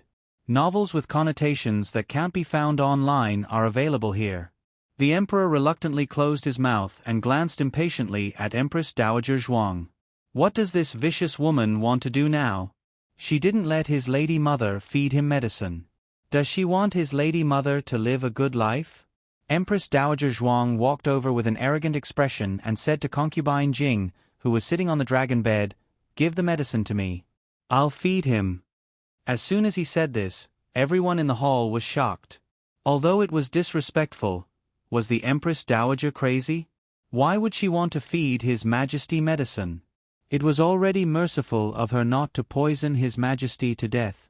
No, the relationship between the Empress Dowager and His Majesty seemed to have eased recently. They could often see the mother being kind and the son being filial. It was said that they didn't quarrel in court anymore. The officials of the two factions were so bored that they almost dug out a 2-room residence in the throne room with their toes. It was just that the two had been fighting for so long that the palace servants couldn't get used to their sudden reconciliation. They thought they were still at odds with each other. No need to trouble the Empress Dowager. "I'll do it," concubine Jing said gently from the dragon bed. That's right, he didn't want to drink the medicine fed by this vicious woman. Empress Dowager Zhuang looked down at her. "Your clothes are so wet. Aren't you worried about catching a cold? Isn't your body weak?" Only then did the emperor remember that he had knocked over the bowl of medicine and caused Mother Consort Jing's hand to be injured. He must have been scared silly by the nightmare and had forgotten such an important matter after going through his mind once. He looked at concubine Jing's red hand and wet clothes and said guiltily, "Lady Mother, quickly go back and change clothes." "Eunuch Wei. This servant is here." Eunuch Wei walked forward with his horsetail whisk and bowed. "Your Majesty." The emperor said, "Send my lady mother back to the nunnery. Also, remember to send someone to call the imperial physician and have him take a look at my lady mother." Eunuch Wei replied, "Yes." He turned to concubine Jing. "Imperial concubine, please." At this point, concubine Jing had no choice but to leave. Nanny Kai glanced at concubine Dowager, clenched her fists, and a trace of anxiety flashed across her eyes. Concubine Jing, however, stood up unhurriedly and handed the bowl of medicine to the Empress Dowager. Empress Dowager Zhuang didn't move. Eunuch Qin went to pick her up. If Marquis Xian Pingho was a professional at bullying others, then Zhuang Jin's was also a professional at crushing others. She didn't deserve to receive the things handed over by an old concubine. Grand concubine Jing clenched her fists so hard that her knuckles turned white. The emperor was furious. This vicious woman was here to embarrass Mother Jing. Ah! Grand concubine Jing's hand slipped, and the bowl slipped from Eunuch Qin's fingertips and fell onto the foot of the bed. The footrest was made of wood, so the medicine bowl did not break, but it was completely overturned. The medicine juice splashed all over the floor, and several drops even splashed on Empress Dowager Zhuang's luxurious and exquisite robe. "Your Majesty!"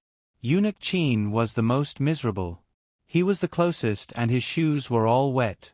However, he didn't care about himself and hurriedly bent down to wipe Empress Dowager Zhuang's phoenix robe. "No need, get up." Empress Dowager Zhuang said calmly.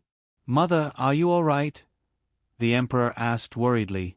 Eunuch Qin secretly curled his lips. Grand concubine Jing wasn't even as wet as the Empress Dowager.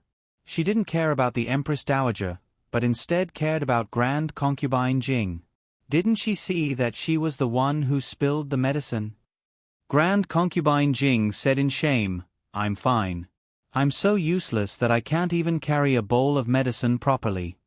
The Emperor couldn't bear to see her sad. Mother's injuries haven't healed yet. Empress Dowager Zhuang coldly interrupted the Emperor. You know you're useless, so why are you still standing here? Hurry up and back down. Grand Concubine Jing was stunned. The Emperor, Granny Kai, and the others were also shocked. Empress Dowager Zhuang and Grand Concubine Jing had been at odds for a long time, but it was the first time that Empress Dowager Zhuang had spoken so harshly to Grand Concubine Jing in front of everyone. Even when they met in the Imperial Garden last time, Empress Dowager Zhuang had only ignored Grand Concubine Jing. The Emperor's face darkened. Grand Concubine Jing lowered her eyes and said softly, Your Majesty is right. I'll leave now. Grand Concubine Jing's expression was very calm. She didn't cry or show weakness, but everyone could feel her grievance. The Emperor's face darkened even more. Grand Concubine Jing was escorted out of the bedchamber by Eunuch Wei. Eunuch Qin personally went to bring a new bowl of medicine. Empress Dowager Zhuang reluctantly took the bowl with a look of disgust. The Emperor was furious. You disdain it? I disdain it. But he remembered that the two of them were pretending to be at peace, so he couldn't break with her in front of everyone. He said to the servants in the hall, Leave. Yes. The servants left one by one. Only Eunuch Qin stayed by Empress Dowager Zhuang's side. He was in the know, so the Emperor didn't mind his presence. Well, there was no one else.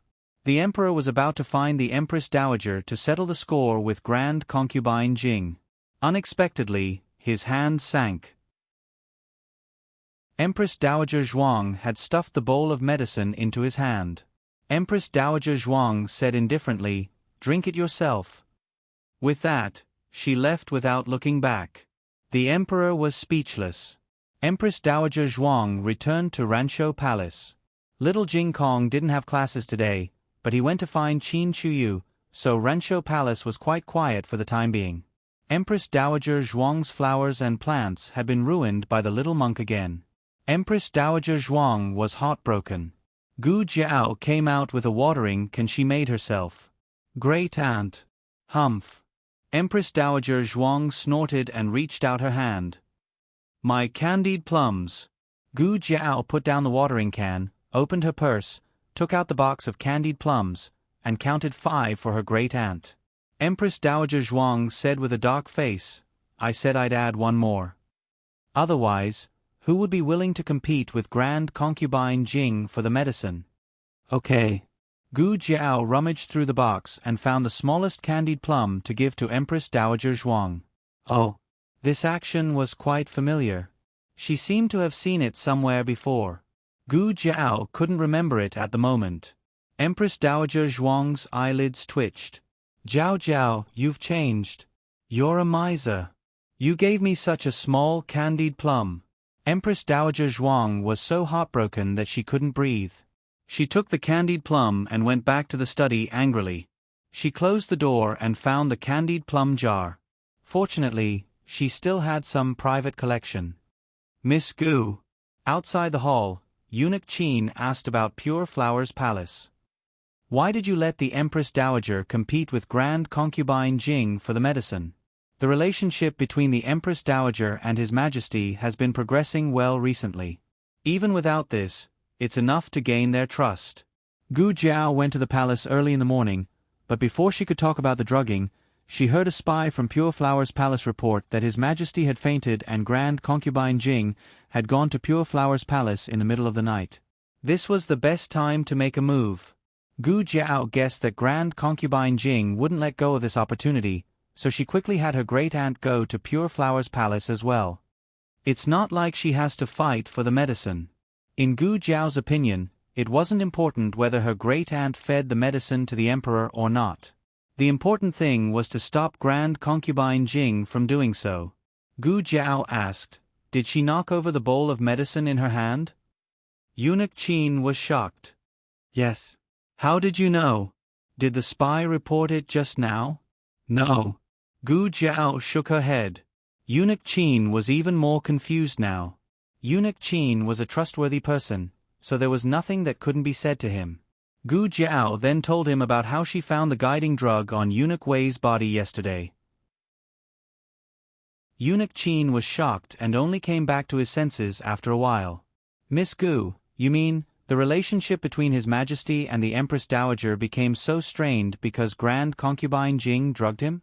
His Majesty listens to Grand Concubine Jing's every word because he was drugged?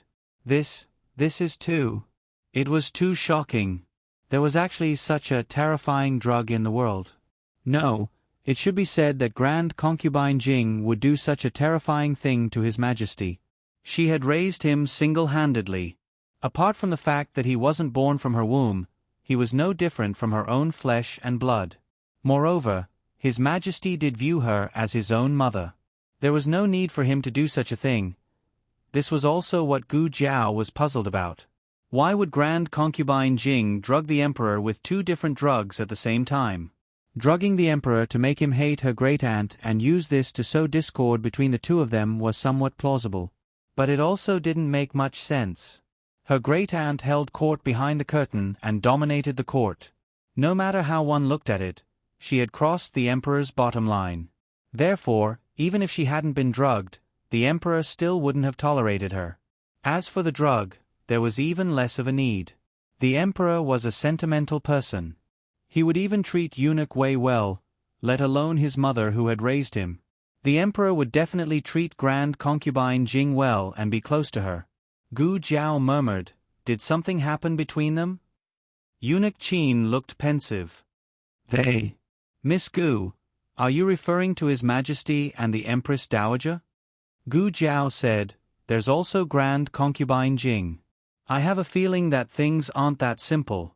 Her great-aunt held court behind the curtain, so there's no way His Majesty wouldn't have a strained relationship with her.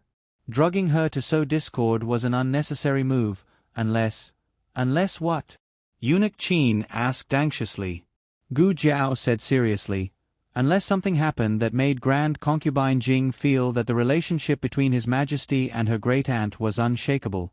Even if she held court behind the curtain, His Majesty still wouldn't break with her. What kind of relationship could be so strong in this world?" Digression. Short Little June came out today, recommended Jean Yu's new article, "The Imperial Exam Brings Fortune to the Wife in the Palm of the Hand." Lu Weiwei stepped onto the path of no return for the Imperial Exam and vowed to make a name for herself. It was just that there seemed to be a lot of obstacles on her path. Apart from all kinds of top-notch items, there was also a certain heir's face turned suspiciously red. "Lu Wei, as long as it's you, I'm willing to turn gay for love. Spoiling Daddy. Good girl, Daddy's everything is yours. Why do you have to work so hard?" Lu Weiwei was expressionless. "I only have one thing on my mind, and that's to take the Imperial Exam. No one can stop me from taking the exam. The latest chapter of this book isn't finished yet. For more exciting content, please scan the QR code below to download the app. Novels are updated at a faster rate. Millions of novels are free to read. There are all kinds of novels that you can't find online.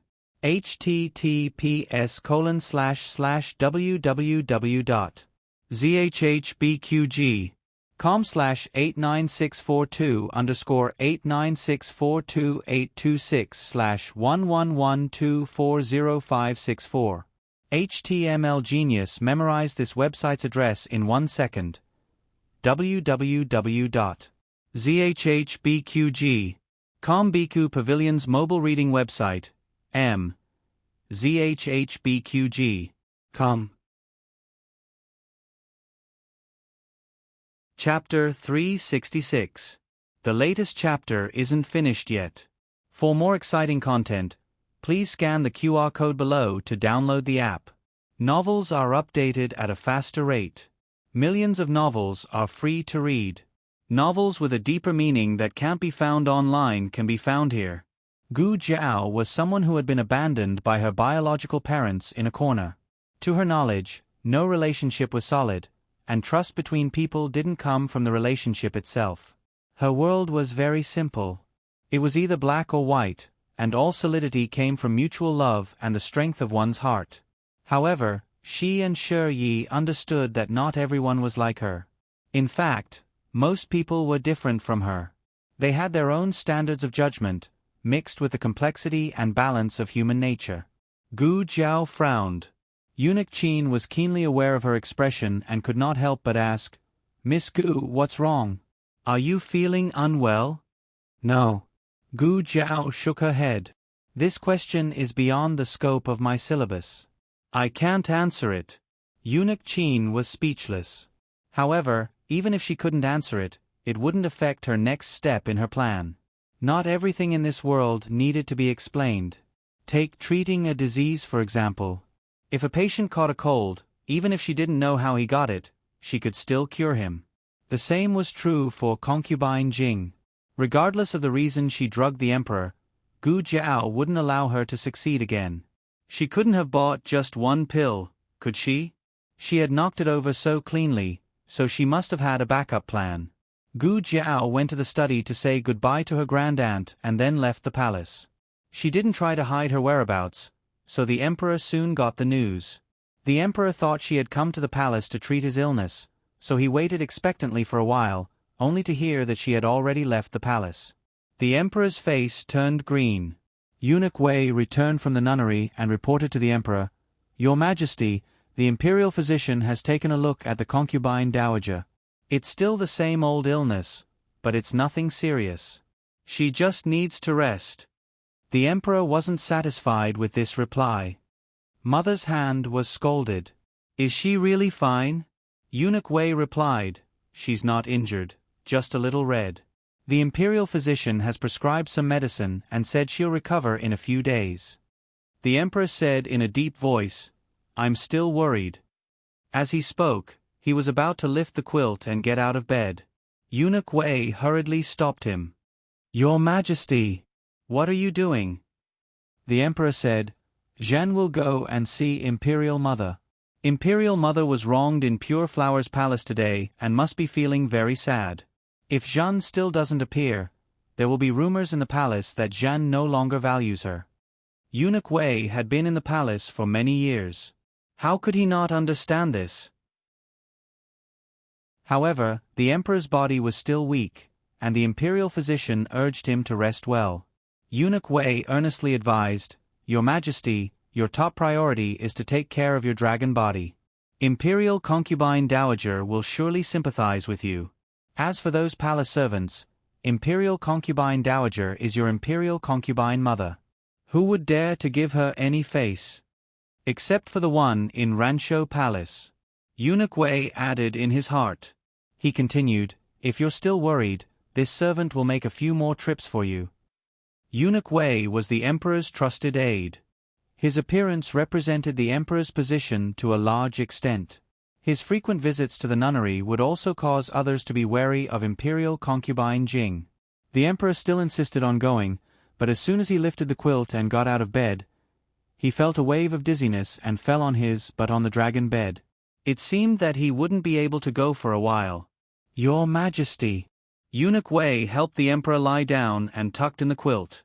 He suddenly thought of something and asked, "Your Majesty, did you tell Imperial concubine dowager about your nightmare today?" The emperor said, "No, why?" Eunuch Wei smiled embarrassedly. "Ah, no, it's just that when the Empress Dowager came to visit your Majesty, Imperial concubine dowager immediately said that you had a nightmare." "How did she know that you had a nightmare?" "This servant doesn't remember mentioning it to her." The emperor frowned. After a while, he said carelessly, "Perhaps Imperial Mother heard our conversation when she came in with the medicine." Was that so? Why did he vaguely feel that Imperial concubine dowager's expression was a bit strange at the time? Eunuch Wei didn't dare to say this. He might have seen wrongly. After Gu Jiao left the palace, she didn't go to the medical center, nor did she return to Jade Water Alley. Instead, she went to Qinghe Academy. Gu Chengfeng had just finished using the outhouse and was still pulling up his pants when a small hand reached over and pulled him out. Gu Chengfeng's pants almost fell to the ground. He grabbed his belt tightly and looked back at the person who pulled him up the wall. He was so angry that his face turned into the color of pig liver. "Stupid girl! Why do you have this kind of hobby? Peeping at men taking off their pants in broad daylight." Those who knew would say that she was their sister, but those who didn't would think that she was a thief. Gu Jiao glanced at him with disdain. "Who wants to peep at you taking off your pants? Do you think you're very good looking? That little bit. That little bit." Gu Chengfeng fell from the wall with a thump. He fell outside Qinghe Academy, which was exactly what Gu Jiao wanted. Gu Jiao tiptoed and landed lightly beside Gu Chengfeng. She put her small hands behind her back and bent over, looking at Gu Chengfeng, who was paralyzed on the ground with no love for life. Gu Chengfeng felt that one day, when he died young, it would be because of this girl who angered him to death. Killing someone was just a matter of nodding one's head to the ground. What was the meaning of saying that he was so small? Gu Chengfeng's self-esteem as a man was ruthlessly crushed. He hated that he couldn't ask her if she was blind. He always felt that he was incomparably cruel, until one day, he accidentally caught a glimpse of Xiao Liulong's. Since then, he didn't say anything. Gu Jiao didn't go to the outhouse to catch him on purpose. There were too many people in Qinghe Academy, and Gu Yan's shadow could be seen everywhere. This was probably the telepathy between the twins. As soon as she got close, Gu Yan would sense it. There was only one place where Gu Yan wouldn't come to find her, and that was a man's outhouse. The result proved that Gu Yan still underestimated his sister's thick skin. Gu Jiao wasn't obsessed with cleanliness, but she still threw Gu Chengfeng to the river to wash his hands. Gu Chengfeng, who was repeatedly despised. After sitting in the carriage, Gu Chengfeng asked Gu Jiao, "I disappeared from the academy without even saying goodbye. This has a bad influence. I'm a student, and I have to study." Gu Jiao took out a banknote worth 500 taels and put it on the table. Gu Chengfeng opened his mouth and said, "Even if the academy doesn't pursue the matter, when it reaches my grandfather's ears, I can't avoid punishment." Gu Jiao took out another banknote worth 500 taels and put it on the table. Gu Chengfeng silently put the banknote away. "It doesn't matter if it's a banknote or not. I just want to help you. Tell me, where do you want to go this time?" Gu Jiao, the Imperial Palace. Gu Chengfeng suddenly felt the banknote in his bosom heat up. Was it too late for him to regret it now? Gu Jiao entered the palace openly, but Gu Chengfeng wasn't so lucky. He was an outsider and it wasn't easy for him to enter the inner palace. He also didn't have any open relations with Ranshou Palace, so the Empress Dowager wouldn't summon him. The Emperor also had no reason to see the second young master of Marquis Ding and Fu. More importantly, he couldn't expose his identity.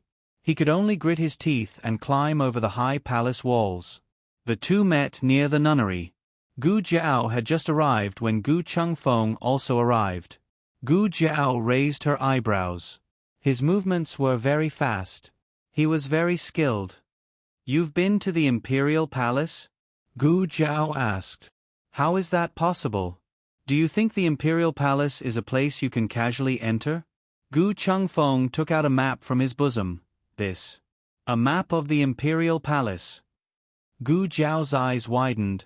"How do you have this?" Gu Chengfeng chuckled and said, "My father is the Assistant Minister of the Ministry of Works. All of the large and small halls in the Imperial Palace are maintained by the Ministry of Works. Even the Imperial Concubine Dowager's nunnery was built by the Ministry of Works. So this guy knew the layout of the various government offices like the back of his hand. Coming and going without a trace. Was it all because he stole his father's map? Gu Chengfeng coldly said, "He's also your father." "Delicate father. He. Gu Chengfeng. Forget it. She's not the real Gu Jiao's mother. What do you want to steal from the Imperial Palace?" Gu Chengfeng was actually very puzzled. This girl was doted on by the Empress Dowager and highly regarded by the Emperor. What kind of treasure could she not have? Did she need to steal it herself? Gu Jiao didn't answer and brought him near the nunnery. Seeing the simple and unadorned nunnery, Gu Chengfeng fell into confusion. What is there to steal from a nunnery? Gu Jiao asked, there are dragon shadow guards inside. Can you go in? Gu Chengfeng almost peed himself. He exploded. What did you say? Dragon shadow guards. Gu Jiao found it strange. You know about them? Gu Chengfeng snorted. I'm the #1 bandit in the Zhao Kingdom. How could I not know about the dragon shadow guards? They are the men of sacrifice of the previous emperor. Their martial arts are top-notch and they are very talented. Almost no one in the world is their match. Oh my, it's just a nunnery. Why would there be dragon shadow guards guarding it? Oh, I forgot that this guy doesn't know about Imperial Concubine Jing. Gu Chengfeng looked pensive. Did His Majesty send them? Isn't His Majesty a bit too filial to Imperial Concubine Jing? Even the dragon shadow guards were sent out because he was afraid that the Empress Dowager would harm her. Listen, the whole world thought that Grand Aunt would harm Imperial Concubine Jing, but no one thought that Imperial Concubine Jing would harm Grand Aunt. Gu Chengfeng asked, what do you want to steal from her? Gu Jiao. Medicine. Medicine. Gu Chengfeng looked her up and down and said suspiciously, you're a doctor yourself. Do you need to steal other people's medicine? Can we go in or not? Gu Jiao was irritated. I've never tried. Gu Chengfeng had never even been to the Imperial Palace, let alone a nunnery guarded by dragon shadow guards. She couldn't beat him in a fight. But when it came to hiding one's aura, Gu Chengfeng looked deeply at the little girl beside him, then looked up at the sky and sighed helplessly. To be honest, if he were to die one day, it would either be because this girl angered him to death or because she caused his death. Gu Chengfeng put his arm around Gu Jiao's slender waist. Don't make a sound and don't breathe later.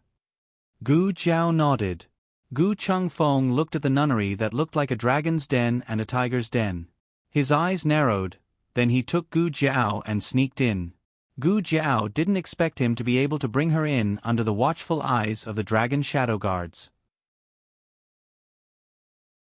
Even the old duke couldn't avoid alerting the dragon shadow guards when he was alone.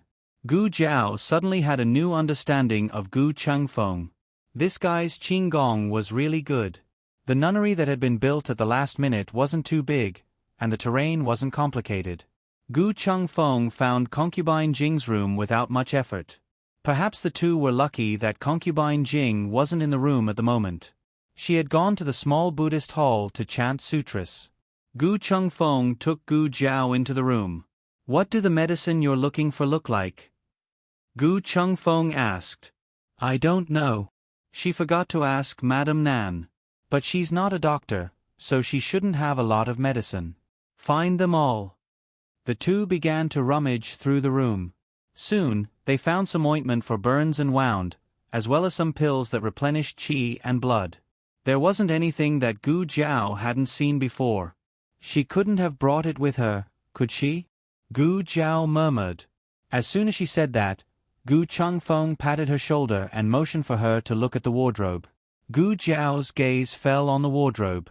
It looked ordinary, but for some reason, it gave Gu Jiao a feeling that something was wrong. Gu Chengfeng whispered, You also think it looks strange, don't you? Gu Jiao nodded. She stared at the wardrobe for a while, but she didn't go closer. Instead, she took a few steps back. She said, I know what's wrong. The pattern on the wardrobe door is reversed. The pattern on each side of the two wardrobe doors was supposed to face each other to form a full moon. But now, the two halves of the moon were facing each other with their backs facing each other.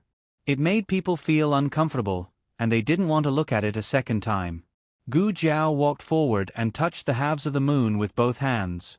With a twist, the two halves of the moon were straightened, forming a full moon. With a click, the wardrobe door opened. Gu Chengfeng had opened this wardrobe before, and it was filled with clothes. But now, it was in a different state. The wardrobe door was very thick, and it was almost open together with the wardrobe. And at the innermost side, there was a hidden compartment embedded in the wall. Gu Chengfeng's arms were long. He opened the hidden compartment and took out a small box. Someone's coming, Gu Jiao suddenly said. Gu Chengfeng didn't have time to open the small box, and he couldn't take it away. Otherwise, if someone found out that it was missing and alerted the Shadow Dragon Guards, they would be dead. Gu Chengfeng put the small box back, closed the wardrobe door, and restored the pattern. He took Gu Jiao and used Qinggong to go up to the roof beam. The door was pushed open. Nurse Kai walked in. "All right, just give me the Nyong Nyong's clothes. Go and see if the medicine for the Nyong Nyong is ready." "Yes." The two accompanying little nuns handed the dried clothes to Nanny Kai and turned around to leave. Nurse Kai closed the door and went to the wardrobe. She opened the wardrobe door and put the clothes inside. Then she closed the wardrobe door and turned to leave. But after taking 2 steps, she turned back and looked at the wardrobe with a frown. On the roof beam, Gu Jiao and Gu Chengfeng held their breaths. No way, she found out that the wardrobe had been touched so quickly? Gu Jiao pinched a silver needle between her fingers. Nurse Kai reversed the pattern and opened the secret door of the wardrobe. She moved a stool, stood on it, took out the small box, and checked the contents. Gu Jiao looked down. There were 2 medicine bottles, one black and one white. Good heavens, it was really here. Granny Kai took out the 2 medicine bottles and put the small box back. No way, she wanted to take the medicine away? Nurse Kai came to the door. Gu Jiao slowly raised the silver needle in her hand. Gu Chengfeng grabbed her wrist. She would be exposed. The Shadow Dragon Guards were not to be trifled with. As soon as Gu Jiao made a move, the Shadow Dragon Guards would immediately notice. "Do you want the medicine or your life?" Gu Jiao's movements when she killed people would not be louder than their voices. However, the Shadow Dragon Guards were men of sacrifice. Their brain circuits were different from normal people. They turned a deaf ear to conversations, but were very sensitive to killing intent and martial arts. However, Nurse Kai hesitated, shook her head, and sighed. She still put the medicine bottles back. After Nurse Kai left, Gu Chengfeng brought Gu Jiao back to the ground. Gu Jiao could also jump down, but she could not do it as well as Gu Chengfeng. She would be noticed by the Shadow Dragon Guards. Gu Chengfeng took out the small box from the secret compartment and opened it. He said to Gu Jiao, "These 2 bottles are the medicine you are looking for?" Gu Jiao pulled out the corks of the 2 bottles and poured out 1 pill from each bottle. Gu Chengfeng said strangely, "They look the same. Why put them in 2 bottles?" They did look the same. They were both dark brown pills. "Smell them." Gu Jiao put the 2 pills under Gu Chengfeng's nose. Gu Chengfeng sniffed. "Yes, they are medicine." "What about it? Is there a difference?" Gu Jiao asked. "No." Gu Chengfeng shook his head decisively. There was a difference, but it was very subtle. Those who were not proficient in medicine would not be able to tell. If Gu Chengfeng couldn't tell, then Concubine Jing shouldn't be able to either. Gu Jiao's lips curled into a sinister smile. She had wanted to steal the medicine at first, but now she had changed her mind. Oh no, this girl is up to mischief again. Who knows which unlucky person is going to get into big trouble again? Gu Chengfeng shook his head and continued to study the small box. He suddenly exclaimed, "There's something else in the box." He opened the inner compartment of the box and dug out a rolled-up, bright yellow imperial edict. Gu Chengfeng was dumbfounded. Why would Concubine Jing have an imperial edict? He had never heard of His Majesty giving Concubine Jing an imperial edict. It was obvious that this imperial edict was quite old. Gu Chengfeng's mind flashed. I suddenly remembered something. It's just a rumor among the people. What is it? Gu Jiao asked. This girl was always so impatient. Gu Chengfeng curled his lips and said, "Before His Majesty passed away, he ordered Empress Dowager Zhuang to be buried with him. Concubine Jing risked her life to steal the imperial edict and burn it. That was how Empress Dowager Zhuang was saved." He suddenly laughed. "Do you think the thing in the box is the one that was burned? The imperial edict that could kill Empress Dowager Zhuang?" Digression. Did you guys forget that I just released a new chapter? They all urged me to release more chapters in the comment section. Great, The editor really came looking for me. Editor, release another chapter. It doesn't need to be too much. Just twice as much as this one. Me, the latest chapter of this book is not finished yet. For more exciting content, please scan the QR code below to download the app. Novels are updated even faster. Millions of novels are free to read. Novels with content that can't be found online are all available here. https://www.zhbqg.com/89642_826/111238410. HTML Genius memorized this website's address in 1 second. www.zhbqg.com Biku Pavilion's mobile reading website. zhbqg.com.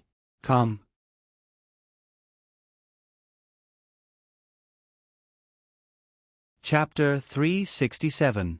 The latest chapter isn't finished yet. For more exciting content, please scan the QR code below to download the app. Novels are updated at a faster rate. Millions of novels are free to read. Novels with connotations that can't be found online are all available here. This was the first time Gu Jiao had heard of such a thing. Most of the rumors she heard about the late emperor and her grandaunt came from consort Rui Wang, but most of what Rui Wang mentioned was related to consort Jing. For example, consort Jing's heart belonged to someone and she was willing to move into the nunnery. Consort Rui Wang's words might not be the truth. At the very least, her willingness to move into the nunnery was a lie. Eunuch Qin had already refuted the rumors for Gu Jiao. It was Empress Dowager Zhuang who sent her to the nunnery with a decree.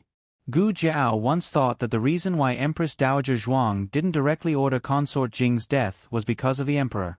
If her grandaunt gave the decree openly, the emperor wouldn't hesitate to go against her and issue an imperial edict to stop her. If her grandaunt did it secretly, the emperor would send the Shadow Dragon Guards to stop her. However, if what Gu Changfeng said was true and consort Jing burned an imperial edict ordering her death for her grandaunt, then her grandaunt would owe her a life-saving grace. However, Gu Jiao didn't think this was likely. Consort Jing had already drugged her grandaunt and the emperor. Why would she be so kind as to burn an imperial edict for her grandaunt? Of course, there was another possibility. The imperial edict ordering her grandaunt to be buried with her hadn't been burned by consort Jing, but had been used as leverage against her. Before getting that imperial edict, her grandaunt couldn't let consort Jing die. Otherwise, no one could be sure that consort Jing didn't have a backup plan. Once she died, the imperial edict would be issued in broad daylight. However, Gu Jiao quickly eliminated this possibility. Consort Jing had schemed to deal with her grandaunt. With this imperial edict, she could directly send her grandaunt to the 18th level of hell. Why would she leave it as leverage? Wasn't this an unnecessary move? Assuming that Gu Changfeng was telling the truth and that old concubine Jing had risked her life to steal the imperial edict and burn it, who had seen the contents of the edict? How could they prove that the edict was for her grandaunt to be buried with her and not something else? Wasn't it all based on her words? As long as it did not involve relationships and love, Gu Jiao's brain worked quickly. Don't be fooled by the fact that she had thought so much. In fact, it had only taken a moment. Gu Changfeng had already taken the imperial edict out of the box. He placed the box on the crook of his arm and opened the imperial edict with both hands.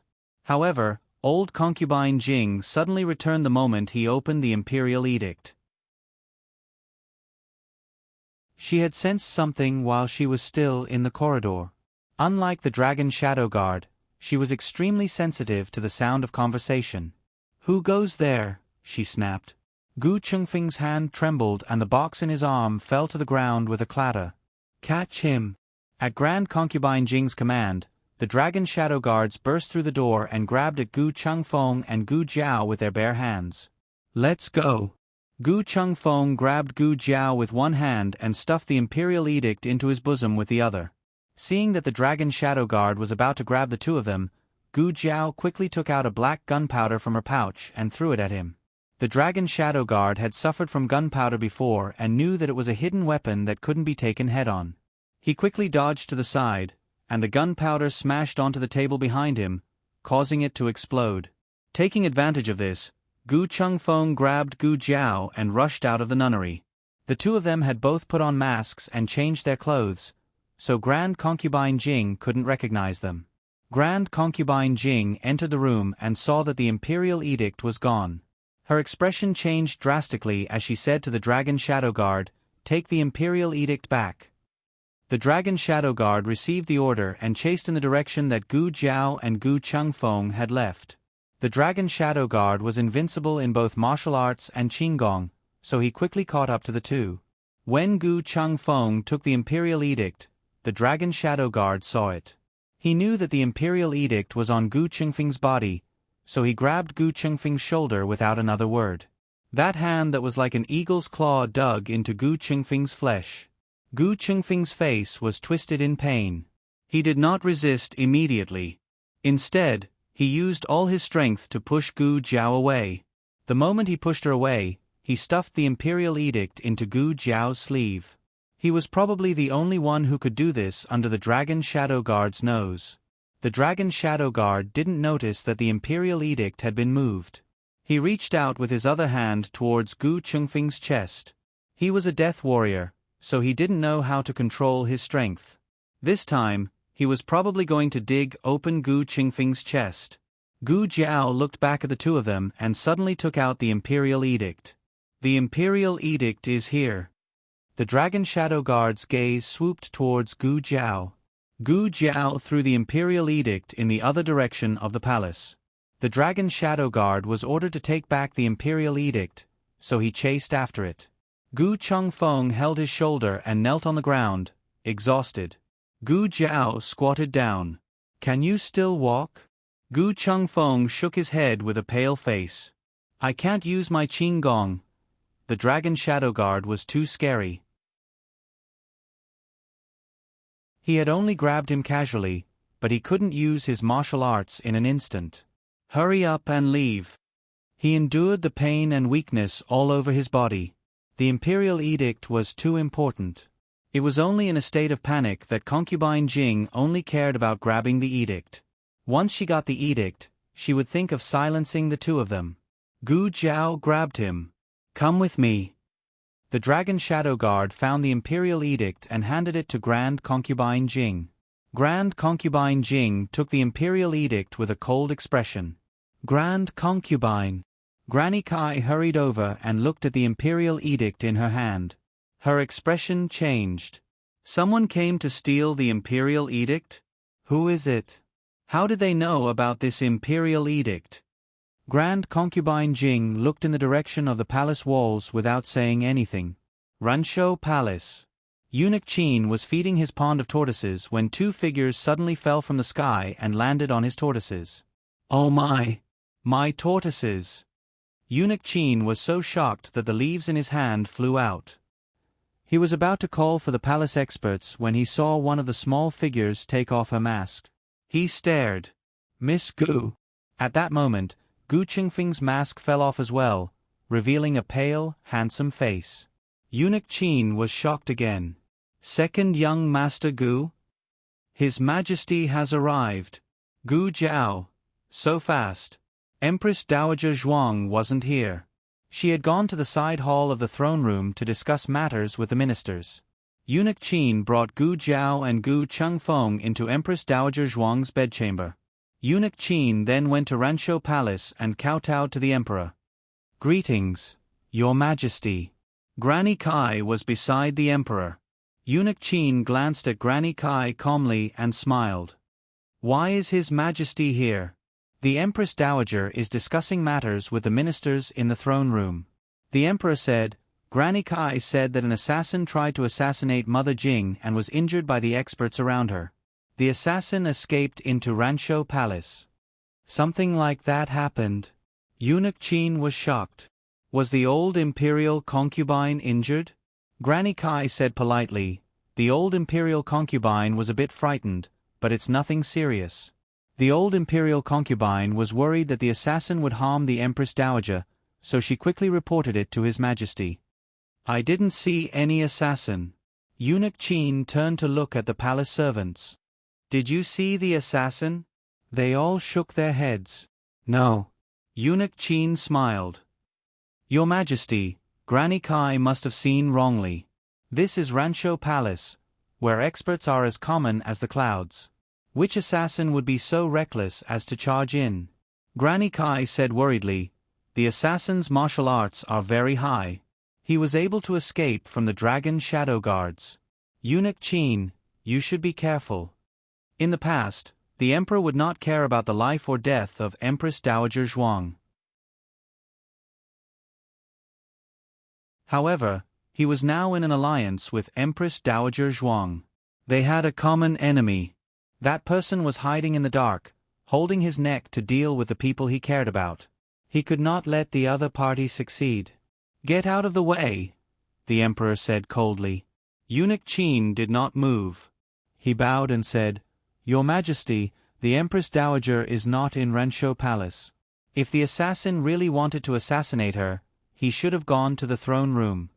Granny Kai's previous worried and modest expression changed. She frowned and said, "Perhaps the assassin was lying in ambush here, waiting for the Empress Dowager to come back. Eunuch Qin, you are blocking His Majesty's search. Could it be you are in cahoots with the assassin? Who gave you the courage to shout in front of Aijia's door?" Empress Dowager Zhuang's phoenix sedan appeared behind everyone, accompanied by a voice that was not angry but powerful. Everyone turned around and bowed in unison to Empress Dowager Zhuang on the carriage. The emperor looked at the phoenix carriage in the distance with an uneasy expression. The phoenix carriage stopped in front of the group. After it landed, Eunuch Qin walked forward and gave his wrist to Empress Dowager Zhuang. Empress Dowager Zhuang held his wrist and slowly walked out. She did not need to speak loudly or speak harshly. Just a faint look was enough to intimidate everyone. Granny Kai, who had been relying on the emperor's support, suddenly did not dare to say anything. Empress Dowager Zhuang strolled in front of her.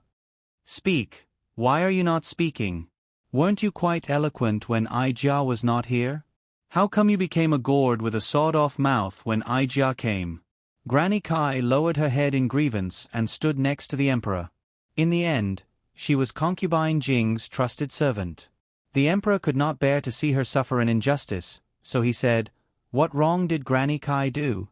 With the assassin, it is natural to search. However, this old servant is obstructing us in every possible way. It is indeed suspicious."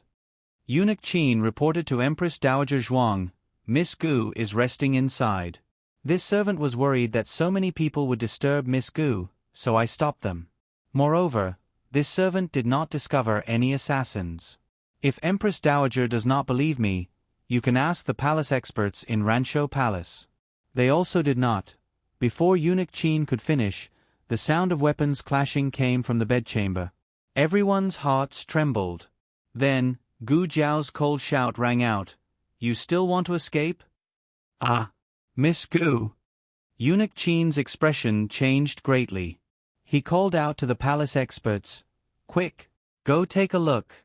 4 palace experts turned and ran towards the bedchamber. However, before they could move out, a miserable cry came from the end. Ah, it was a man's voice. Eunuch Wei spread his arms and blocked the emperor. "Assassin! Assassin! Protect the emperor!" Just as the experts from Pure Flower's palace were about to move out, Gu Jiao walked out with a black-clothed assassin whose head and face were covered in dirt.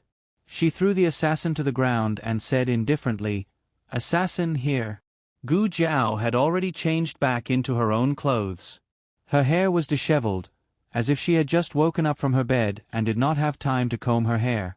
Mama Kai looked at the assassin in a daze. Her Highness the Imperial Concubine had guessed correctly? The assassin was from Rancho Palace? But, wasn't there two? Mama Kai looked suspiciously at Gu Jiao. "Miss Gu, there were 2 assassins in total." "2? I only caught one." Gu Jiao crossed her arms and said without a change in expression, The assassin's face was covered in dirt and his original appearance couldn't be seen clearly. However, there was blood at the corner of his mouth. He was probably heavily injured and did not have the strength to fight back. The Emperor looked at him coldly. "Who sent you? If you tell us the mastermind behind this, we will spare your life. I am the Emperor, and I never go back on my words." A trace of hesitation flashed across the assassin's face. His frightened eyes swept over the people outside Rancho Palace and finally fell on Mama Kai's face. An ominous premonition suddenly rose from the bottom of Mama Kai's heart. The assassin looked at Mama Kai in horror and said, It's Jing. Shut up." Mama Kai strode forward. She seemed to have guessed what the assassin was going to say. She wanted to stop him, but it was too late. The assassin half lay on the ground and supported his body with his elbow. He gritted his teeth and said, "It's Imperial Concubine Jing. Imperial Concubine Jing asked me to assassinate the Empress Dowager." Mama Kai was completely dumbfounded. How could this be? How could the Imperial Concubine be the one to catch the assassin? She panicked and said, "You are slandering me. When did Imperial Concubine Jing ask you to assassinate the Empress Dowager?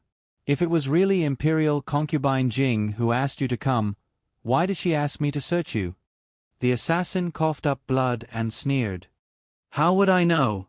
Maybe Imperial Concubine Jing suddenly found out that I knew her secret." Before the assassin could finish his words, Mama Kai suddenly rushed over and stabbed the assassin in the heart. You killed, silenced."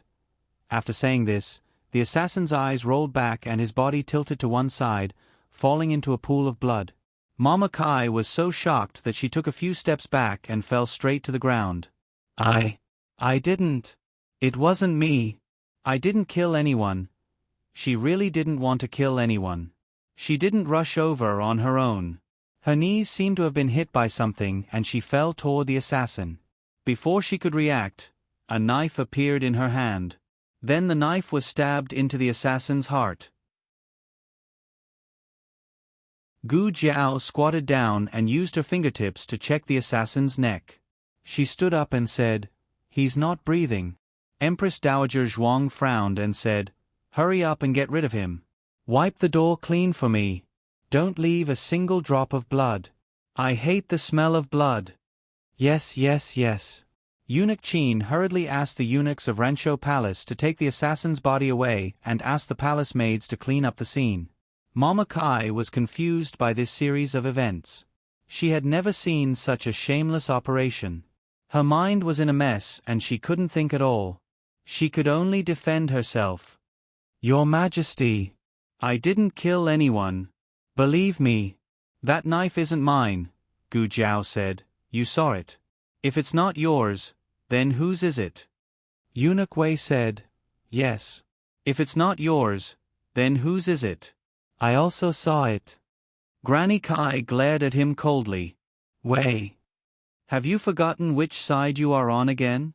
Eunuch Wei shrunk his neck and turned around to slap his own mouth. "Stupid mouth again. Stupid mouth again." Mama Kai fell to her knees. "Your Majesty, if you don't believe me, you should believe Imperial Concubine Jing. How could she frame the Empress Dowager?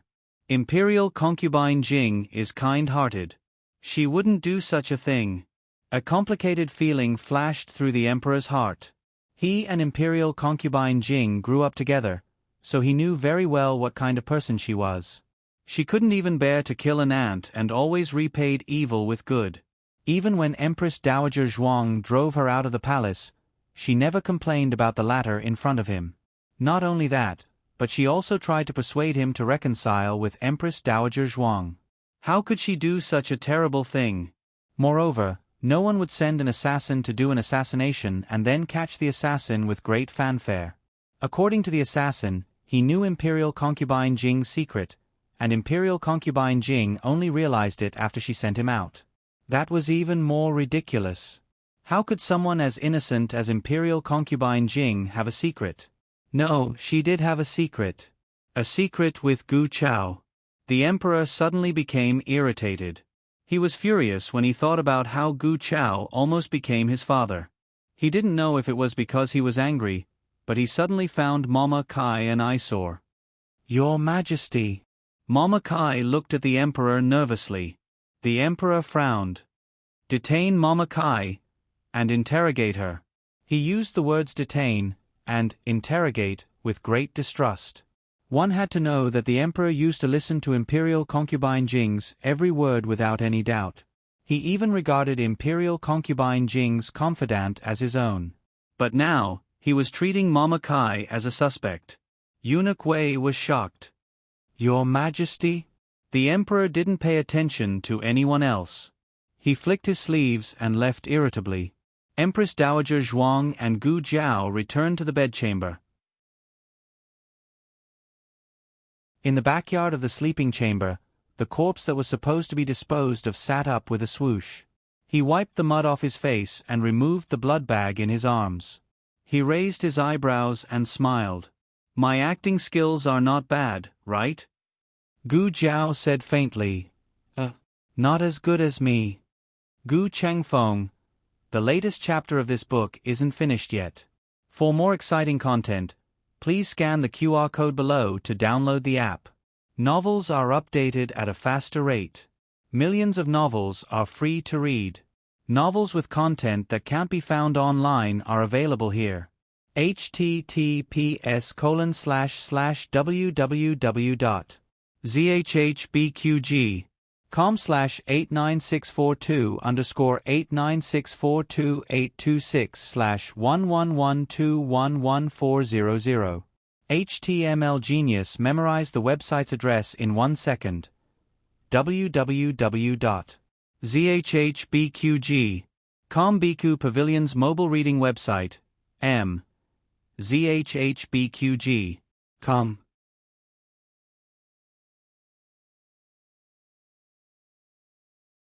Chapter 368. The latest chapter of this book is not finished yet. For more exciting content, please scan the QR code below to download the app. The novel is more complete and updated faster.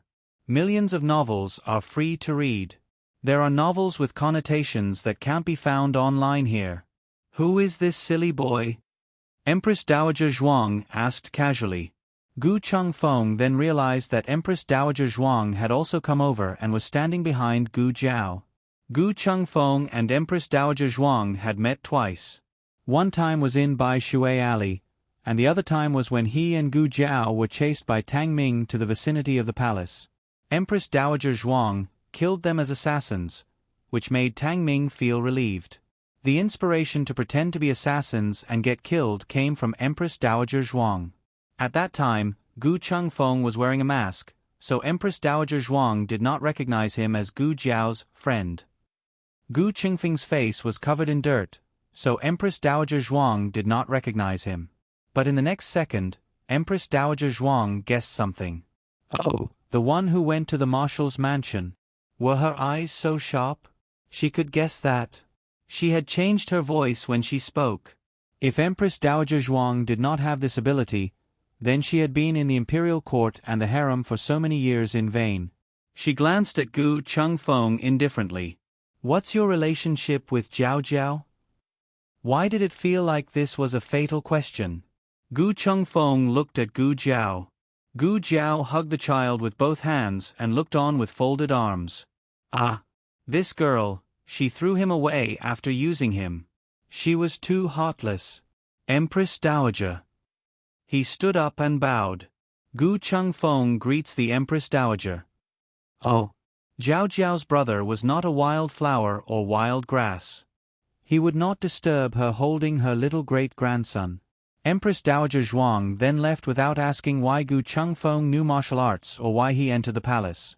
Gu Chengfeng was a little confused. The Empress Dowager's temperament is quite unique. Eunuch Qin's tortoise was the one that really stunned the two of them. Fortunately, the tortoise's shell was tough, so it wasn't a big deal. It was just a little frightened, so it hid in its shell for the whole afternoon. Gu Jiao treated the injury on Gu Chengfeng's shoulder and asked him for 1,000 taels of silver, calling it a consultation fee. Gu Chengfeng, who hadn't even warmed up the 1,000 taels banknotes, Gu Chengfeng looked at her with a headache.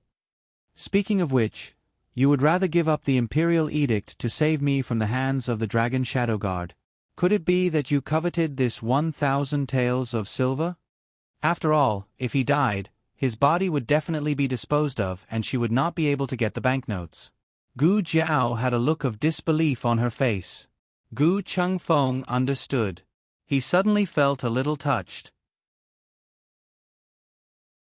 This girl actually had some conscience. She didn't only know how to exploit him. Gu Jiao analyzed seriously, if you die, I'll lose 1,000 taels. But if you're alive, I'll earn a lot of 1,000 taels. As for the imperial edict, aren't you the #1 thief? I'll steal it back next time. Gu Chengfeng. So why should he be touched? The two ate lunch at Empress Dowager Zhuang's Ranshou Palace. In the end, Gu Chengfeng couldn't treat Empress Dowager Zhuang as an ordinary great-aunt. He ate the meal very cautiously. On the other hand, Gu Jiao kept puffing and stuffing her cheeks, reminding him of the little fat squirrel he once caught in the back mountain. In the nunnery, Grand Concubine Jing was chanting while knocking on a wooden fish while waiting quietly. However, she didn't receive the news that Granny Kai had caught the assassin. Instead, she received the bad news that Granny Kai had been detained and interrogated by the emperor. Grand Concubine. The little nun who delivered the news knelt behind her and looked at her uneasily. What should we do? Granny Kai was taken away. Why did His Majesty take her away? Isn't Granny Kai a member of our nunnery?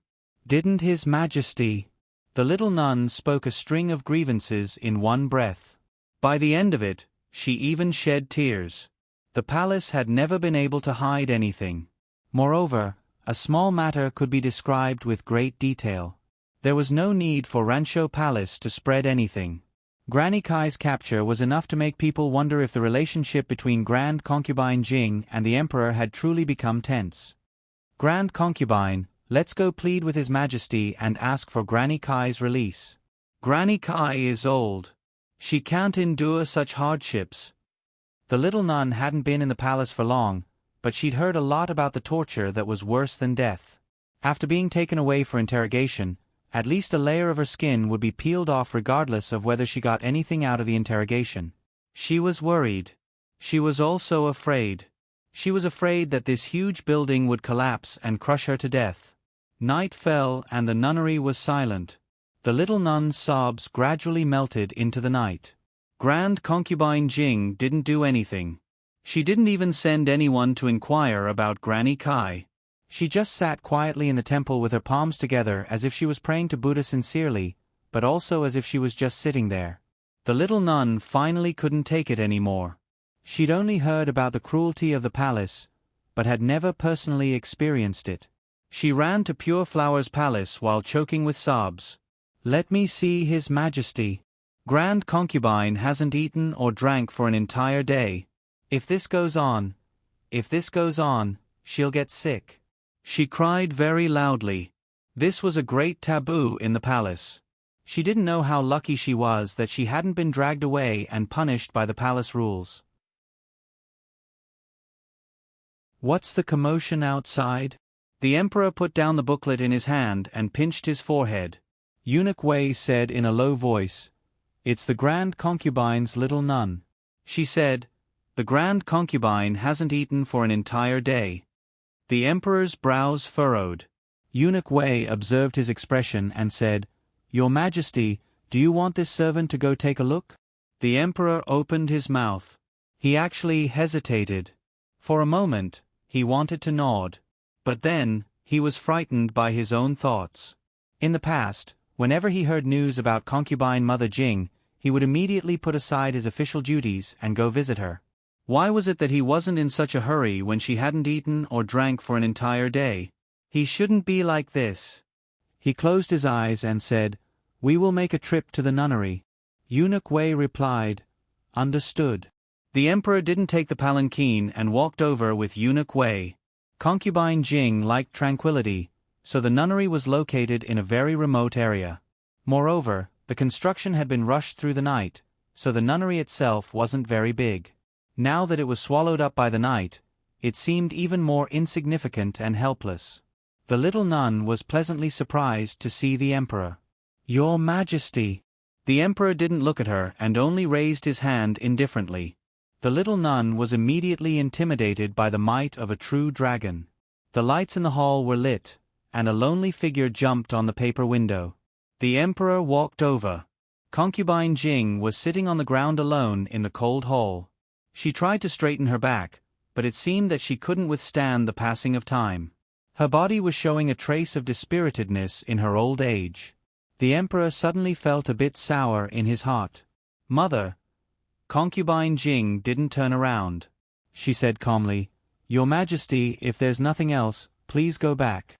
The emperor heard her emotionless voice and felt even more sour in his heart. "Mother, are you blaming me?" Concubine Jing laughed self-deprecatingly. "Blaming you for what? Should I blame you for kidnapping Kai Momo because of a disagreement? Or should I blame you for having nightmares and thinking that I was a scourge and that the Empress Dowager was your true mother? Or should I blame you for hurriedly sending me out of Pure Flower's palace even though you clearly brought me back from outside the palace? Your Majesty, what am I? How many mothers in this world would wish for their own son to call them mother?" She turned around as she spoke. There were no tears in her eyes, only endless sorrow. The emperor felt his heart ache when he saw her like this. How could he suspect his own mother? How could she have secrets of her own? How could she have sent assassins to assassinate the Empress Dowager? Ningen had married far away, and she had been forced to go to the nunnery. Her only son couldn't even be at her side. How had she spent all these years alone? Had he forgotten everything? He walked forward and sat down in front of her, holding her hand. Hong will never do it again. In Hong heart, mother will always be my only mother. Concubine Jing's fingers trembled and her eyes turned red. The emperor held her hand tightly in guilt. "Mother, you haven't eaten yet, right? Hong will eat with you." Concubine Jing asked firmly, "Then your Majesty won't suspect me from now on?" "We..." The emperor hesitated for a moment. "We won't do it again." Concubine Jing lowered her eyes. So Concubine Jing has hidden her secrets so deeply. Gu Chengfeng couldn't help but sigh to Gu Jiao on the carriage back. Gu Jiao would not tell him these things. Gu Jiao was a woman of few words. It was Gu Chengfeng who helped Eunuch Qin feed the tortoise. Eunuch Qin had already told him about their revolutionary friendship. What shocked Gu Chengfeng the most was that Concubine Jing could even bear to kill the emperor. He was her adopted son, so how could she bear to feed him so many strange drugs? Wasn't she afraid of feeding him until he turned stupid? A woman's heart is the most poisonous. His words had a double meaning, and he wanted to take the opportunity to mock Gu Jiao. However, Gu Jiao didn't react at all. Gu Chengfeng felt as if he had punched cotton. As the carriage swayed, Gu Chengfeng suddenly thought of something and smiled mischievously. "You switched the black and white medicine just now, didn't you? Won't it backfire the next time she tries to drug the emperor?" It was a dark and windy night, and the monastery was secluded. Only the sound of stir-frying could be heard from the small kitchen. The emperor went to another meditation room to wait. Concubine Jing pushed open the door to her room and slowly walked in. She then waved her sleeve and closed the door with her internal energy. She opened the wardrobe and took out the black and white medicine from the small box.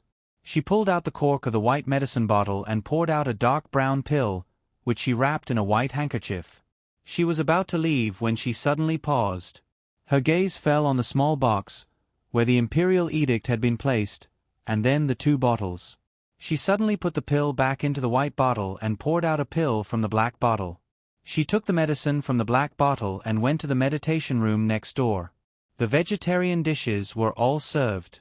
The emperor sat with her on the cushion, and he personally served her the dishes. "Your Majesty, eat by yourself," she said. "There's no emperor or concubine here. There's only Hong and mother." The emperor picked up a piece of bamboo shoot for the concubine. "I remember that mother likes to eat bamboo shoots.